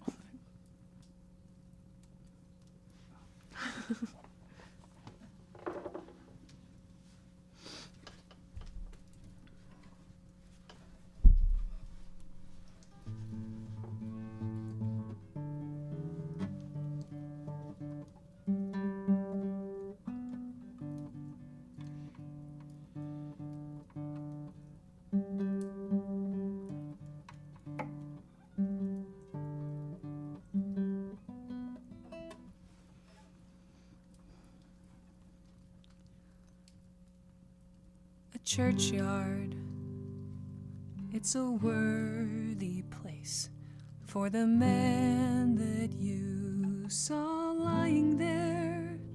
You can go, you can see his name on the stone. The houses are steep here, the earth is choked up here with the many who sleep here and never woke up here. Will you walk and see who he used to be? What do you feel as you see his name on the stone?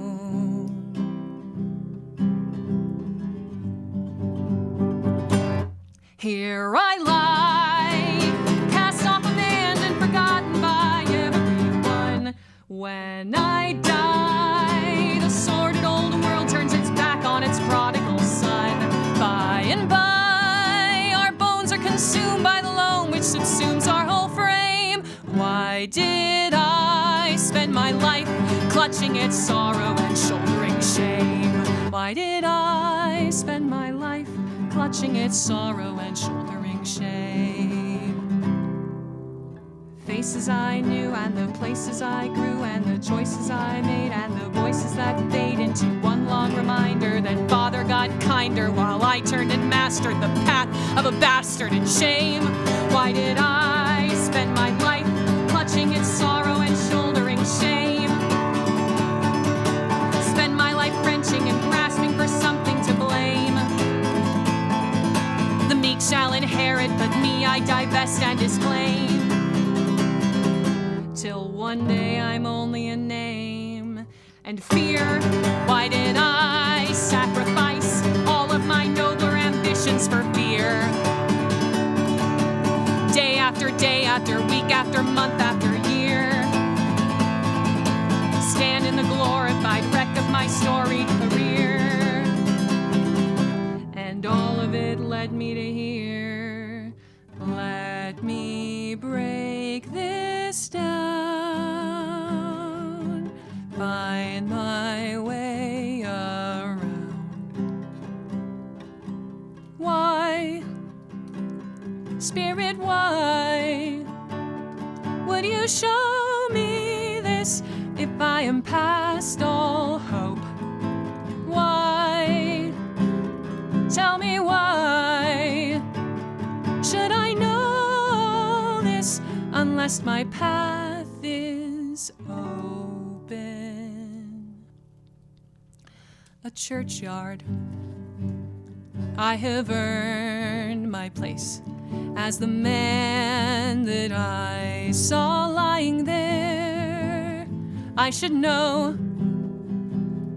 I have seen my name on the stone. But what if I'm better and healed of my blindness? For I am your debtor because of your kindness. Can I grow? Can I clean my name from the stone? A life, a curse I have borne like the weight of the universe. But you promised the blessings that right in me were bright and free, and I'm worth my life. I'm worth my life and the love from my heart, the joy to the world, the past and the present and future unfurled. I'll stand in the sun. I'll give all I own till I draw my last breath. And by heaven, I can't take my name from the stone.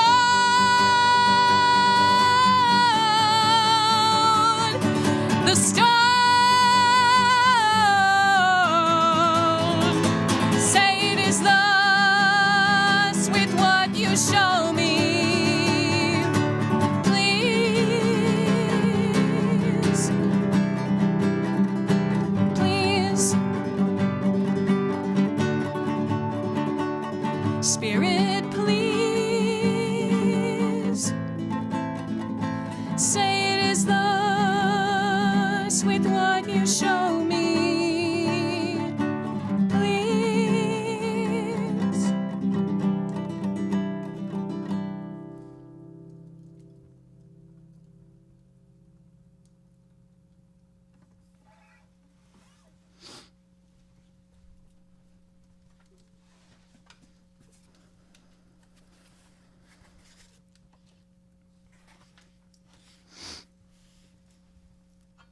Am I that man who lay upon the bed? He cried upon his knees. The finger pointed from the grave to him and back again. No, Spirit. Oh, no, no! The finger still was there. Spirit, he cried, tight clutching at its robe. Hear me! I am not the man I was. I will not be the man I must have been before this intercourse. Why show me this if I am past all hope? For the first time, the hand appeared to shake. "Good spirit," he pursued, as down upon the ground he fell before it, "your nature intercedes for me and pities me. Assure me that I yet may change these shadows you have shown me by an altered life." The kind hand trembled. "I will honor Christmas in my heart and try to keep it all the year. I will live in the past, the present, and the future. The spirits of all three shall strive within me. I will not shut out the lessons that they teach. Oh, tell me I may sponge away the writing on this stone." In his agony, he caught the spectral hand. It sought to free itself, but he was strong in his entreaty and detained it. The spirit, stronger yet, repulsed him. Holding up his hands in a last prayer to have his fate reversed, he saw an alteration in the phantom's hood and dress. It shrunk, collapsed, and dwindled down into a bedpost. End of stave 4.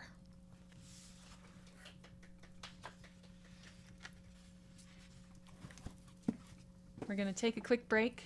I'm going to drink more of my Ghost of Christmas Present. This is about to be the last stave. Probably about another 45 minutes or so. 40, something like that.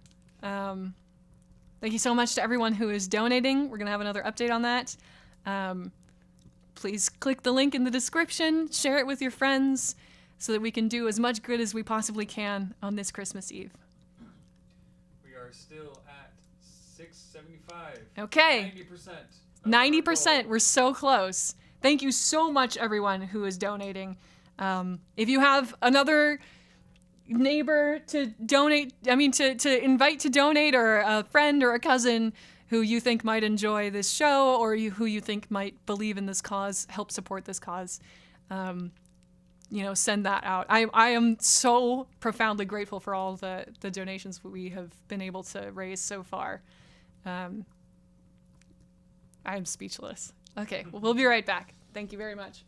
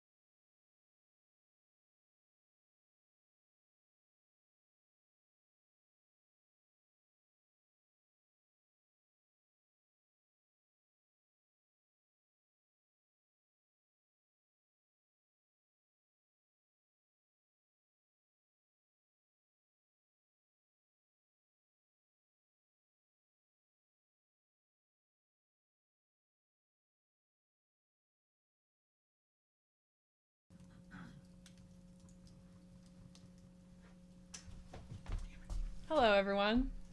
Welcome back. We've got our final cocktail of the evening, which is a fun word for the drink that we're about to make. I wish I could have made all of them, but time and circumstance unfortunately did not permit that. But I plan to, just in general. I'm gonna try to definitely make a fan spread sometime in the next couple of days. I have an update on our donation goal. We have received a $300 donation from my grandparents, which I am a little bit speechless about. It's so wonderful. I don't even know what to say. I'm so deeply grateful to everyone who has supported this great cause, and to have the support of my family in that sense, and just my parents always being behind me in everything I do, and Luke just working at 5 different things behind the scenes, and all of you being here. I'm deeply very grateful. So we are at $975 raised. 985 now. 985. I guess someone just donated $10. Who was it? It was anonymous. Anonymous. Thank you, Anonymous. Less than 3. So our new donation goal, just to cap off this night, is $1,000. And we only need $15 more to reach that goal. So if you have just a little extra $15, or you know someone who might, that would be just amazing to be able to be part of raising that money to give to that charity to create better futures for a lot of children in need. And for everyone who has donated, and for everyone who's just here, thank you so much for being here. This is one of my favorite things I think I've ever done. I'm really, really grateful to be able to share this evening with you. It's Christmas Eve, to be able to share these songs with you, and this book that I love, and to be able to feel connected to you all from far away. In such a challenging year, I feel incredibly, deeply lucky, grateful, blessed, and it feels like Christmas. So thank you so much. Okay, our final cocktail of the evening is a Tiny Tim. If you look on the cocktail guide, Luke, can you read? Do you have the cocktail guide open? Can you read the recipe for the Tiny Tim out loud, because it's poetry. This was submitted by Kelly McCandless. Which, by the way, Kelly McCandless, my sibling, submitted this cocktail and also composed "And He Took a Child," which you heard in that last stave. So all the rest of the songs were me, but that incredible composition, "And He Took a Child," was composed by Kelly McCandless, who is an incredible talent that I am very lucky to be related to. They will also be orchestrating the full band and concept album music for next year. The Tiny Tim. Add Hershey's chocolate syrup to a glass of milk and stir. I'm struggling.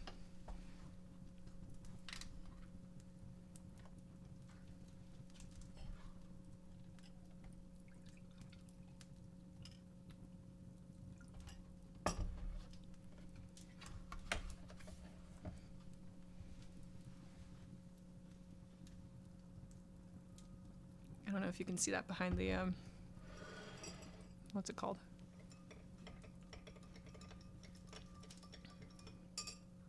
Add slightly more. Just a little more.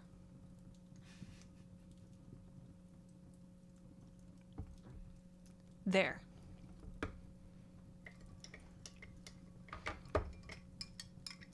Thank you, Kelly, for that just spellbinding recipe. Inspired, truly inspired. This is the Tiny Tim. Thank you so much, everyone, for being here. We're going to get started with our stave 5, our final stave. Cheers.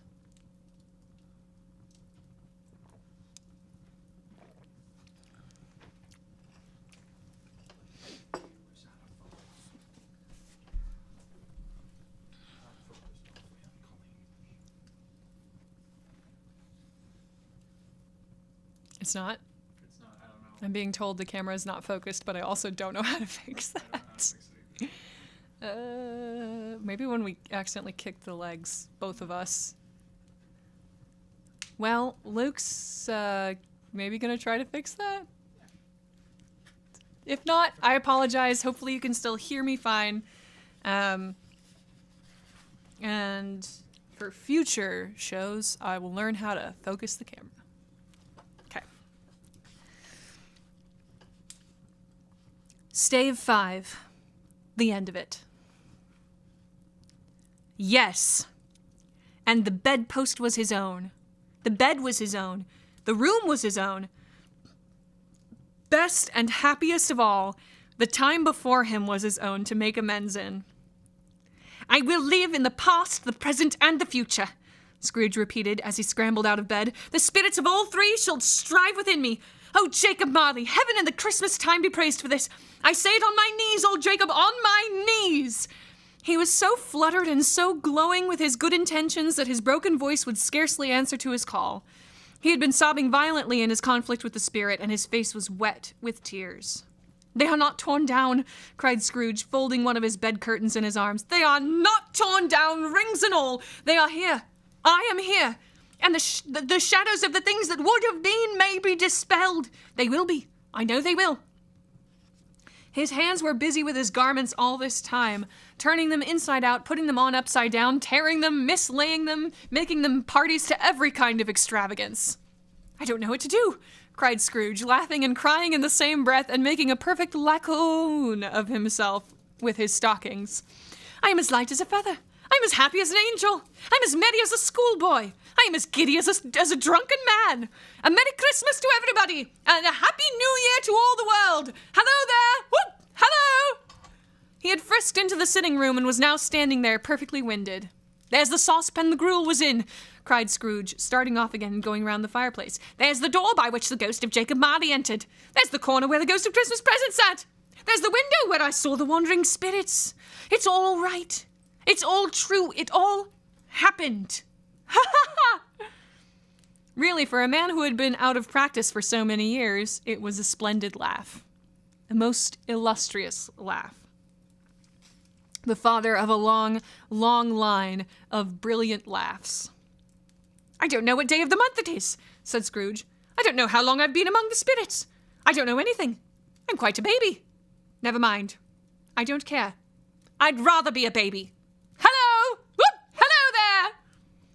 He was checked in his transports by the churches, ringing out the lustiest peals he had ever heard. Clash, clang, hammer, ding, dong, bell. Bell, dong, ding, hammer, clash, clang. Oh, glorious, glorious. Running to the window, he opened it and put out his head. No fog, no mist, clear, bright, jovial, stirring cold. Cold, piping for the blood to dance to. Golden sunlight, heavenly sky, sweet fresh air, merry bells. Oh, glorious, glorious. What's today? Cried Scrooge, calling downward to a boy in Sunday clothes, who perhaps had loitered in to look about him. Eh? Returned the boy, with all his might of wonder. What's today, my fine fellow? Said Scrooge. Today? Replied the boy. Why, Christmas Day! It's Christmas Day, said Scrooge to himself. I haven't missed it. The spirits have done it all in one night. They can do anything they like. Of course they can. Of course they can. Hello, my fine fellow. Hello, returned the boy. Do you know the poulterers in the next street but one at the corner? Scrooge inquired. I should hope I did, replied the lad. An intelligent boy, said Scrooge. A remarkable boy. Do you know whether they've sold the prize turkey that was hanging up there? Not the little prize turkey, the big one. What, the one as big as me? Returned the boy. What a delightful boy, said Scrooge. It's a pleasure to talk to him. Yes, my buck. It's hanging there now, replied the boy. Is it? Said Scrooge. Go and buy it. Walker, exclaimed the boy. No, no, said Scrooge. I am in earnest. Go and buy it, and tell him to bring it here that I may give them the direction where to take it. Come back with the man, and I'll give you a shilling. Come back with him in less than 5 minutes, and I'll give you half a crown. The boy was off like a shot. He must have had a steady hand at a trigger who could have got off a shot half so fast. I'll send it to Bob Cratchit's, whispered Scrooge, rubbing his hands and splitting with a laugh. He shan't know who sends it. It's twice the size of Tiny Tim. Joe Miller never made such a joke as sending it to Bob's will be. The hand in which he wrote the address was not a steady one, but write it he did, somehow, and went downstairs to open the street door, ready for the coming of the poulterer's man. As he stood there waiting for his arrival, the knocker caught his eye. I shall love it as long as I live, cried Scrooge, patting it with his hand. I scarcely ever looked at it before. What an honest expression it has in its face. It's a wonderful knocker. Here's the turkey. Hello, whoop! How are you? Merry Christmas! It was a turkey. He never could have stood upon his legs, that bird. He would have snapped him short off in a minute, like sticks of sealing wax. Why, it's impossible to carry that to Camden Town, said Scrooge. You must have a cab. The chuckle with which he said this, and the chuckle with which he paid for the turkey, and the chuckle with which he paid for the cab, and the chuckle with which he recompensed the boy, were only to be exceeded by the chuckle with which he sat down breathless in his chair again and chuckled till he cried. Shaving was not an easy task, for his hand continued to shake very much, and shaving requires attention, even when you don't dance while you're at it. But if he had cut the end of his nose off, he would have put a piece of sticking plaster over it, and been quite satisfied. He dressed himself all in his best, and at last got out into the streets. The people were by this time pouring forth, as he had seen them with the ghost of Christmas present, and walking with his hands behind him, Scrooge regarded every one with a delighted smile. He looked so irresistibly pleasant, in a word, that 3 or 4 good-humored fellows said, Good morning, sir, a Merry Christmas to you. And Scrooge said often afterwards that of all the blithe sounds he had ever heard, those were the blithest in his ears. He had not gone far, when coming on towards him he beheld the portly gentleman who had walked into his counting-house the day before, and said, Scrooge and Marley's, I believe.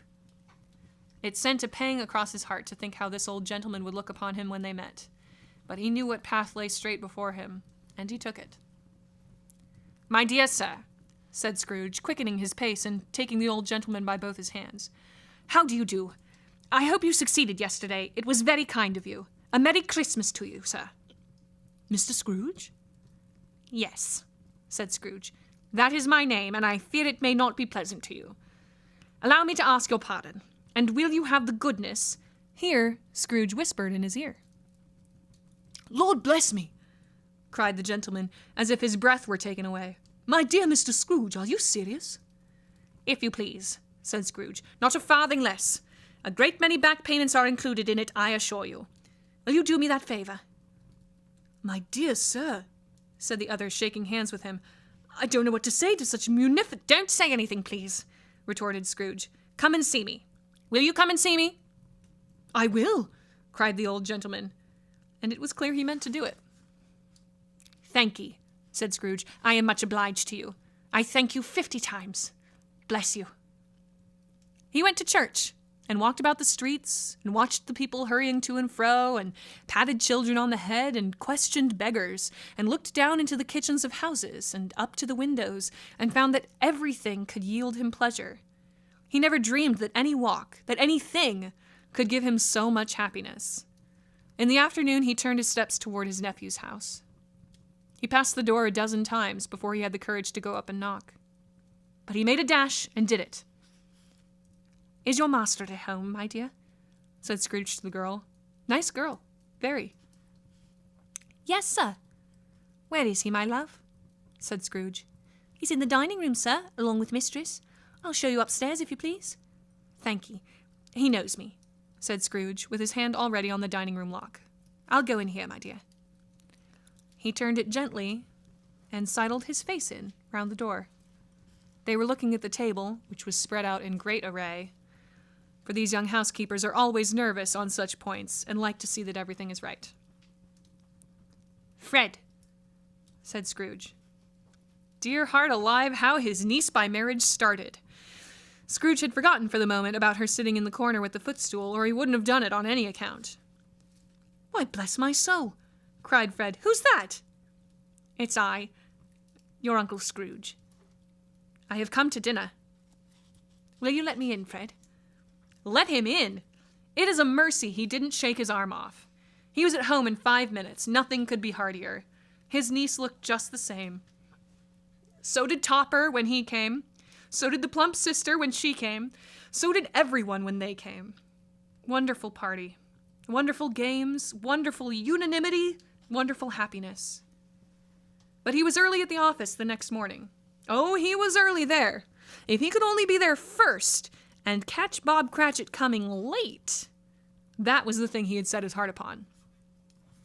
And he did it. Yes, he did. The clock struck 9. No Bob. 1:15. No Bob. He was full 18 minutes and a half past his time. Scrooge sat with his door wide open that he might see him come into the tank. His hat was off before he opened the door, his comforter too. He was on his stool in a jiffy, driving away with his pen, as if he were trying to overtake 9 o'clock. "Hello," growled Scrooge in his accustomed voice, as near as he could feign it. "What do you mean by coming here at this time of day?" "I am very sorry, sir," said Bob. "I am behind my time." "You are?" repeated Scrooge. "Yes, I think you are. "Step this way, sir, if you please." "It's only once a year, sir," pleaded Bob, appearing from the tank. "It shall not be repeated. I was making rather merry yesterday, sir." "Now, I'll tell you what, my friend," said Scrooge. "I am not going to stand this sort of thing any longer. And therefore," he continued, leaping from his stool and giving Bob such a dig in the waistcoat that he staggered back into the tank again, "and therefore I am about to raise your salary." Bob trembled and got a little nearer to the ruler. He had a momentary idea of knocking Scrooge down with it, holding him and calling to the people in the court for help and a straight waistcoat. "A Merry Christmas, Bob," said Scrooge with an earnestness that could not be mistaken, as he clapped him on the back. "A merrier Christmas, Bob, my good fellow, than I have given you for many a year. I'll raise your salary and endeavor to assist your struggling family, and we will discuss your affairs this very afternoon over a Christmas bowl of smoking bishop, Bob. Make up the fires and buy another coal scuttle before you dot another I, Bob Cratchit." Scrooge was better than his word. He did it all, and infinitely more, and to Tiny Tim, who did not die, he was a second father. He became as good a friend, as good a master, and as good a man as the good old city knew, or any other good old city, town, or borough in the good old world. Some people laughed to see the alteration in him, but he let them laugh, and little heeded them, for he was wise enough to know that nothing ever happened on this globe for good at which some people did not have their fill of laughter at the outset. And knowing that such as these would be blind anyway, he thought it quite as well that they should wrinkle up their eyes in grins as have the malady in less attractive forms. His own heart laughed, and that was quite enough for him. He had no further intercourse with spirits, but lived upon the total abstinence principle ever afterwards. And it was always said of him that he knew how to keep Christmas well, if any man alive possessed the knowledge. May that be truly said of us, and all of us. And so, as Tiny Tim observed, God bless us, every one.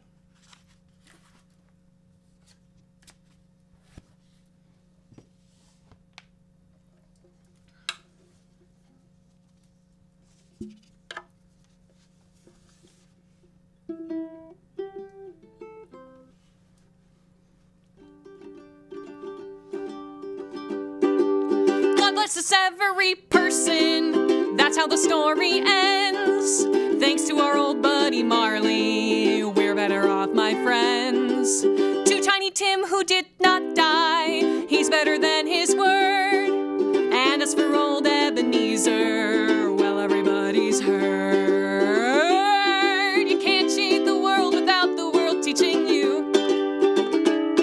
You can't shun the season without the season taking a big bite out of you. You fight like the Dickens and the plot thickens till suddenly there's nowhere left to hide. And soon you discover you're on the other side.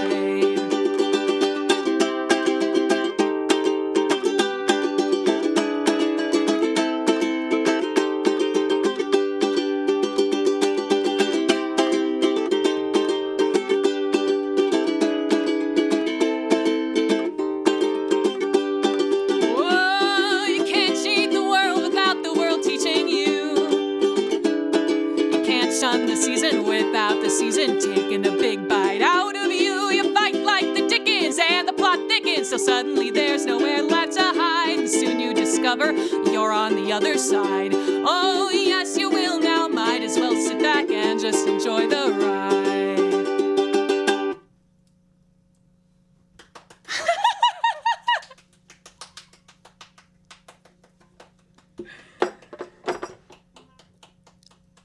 Thank you all so much for coming, for joining us, for donating, for spreading Christmas cheer, for doing whatever good you can in your little sphere of influence. May the spirit of this book, whatever it means to you, the spirit of Christmas, sink deep into your bones and spread out joy and love and kindness to everyone you meet. And everything you do. Can we get a final total on that donation page? The final total as it looks right now. We have hit our goal of $1,000 and are at $1,020. $1,020 has been donated over the course of everything until tonight. My parents are coming in and applauding. We have raised over $1,000 for children in need. So you can talk to the chat. Oh, thank you, chat. Oh, there's so many people here. Oh my God, thank you so much, everyone, for coming. Lucy, Alyssa, Elza, Charlie, Luke, thank you. Katie, Kelly, Patricia, Marley, Katie. I think I said a few people twice, but it doesn't matter. Thank you, everyone who's in the chat. Thank you, everyone who is here watching. Thank you, everyone who's donated. Thank you for just being who you are and supporting the people in your life and doing what you can to create good futures for the people of this earth. I am so grateful and proud and joyful. Our original goal was $200, and we are able to give $1,000 to this charity. So thank you, everyone. Go forth with your Christmas Eves and your Christmas days, and be merry. Good night.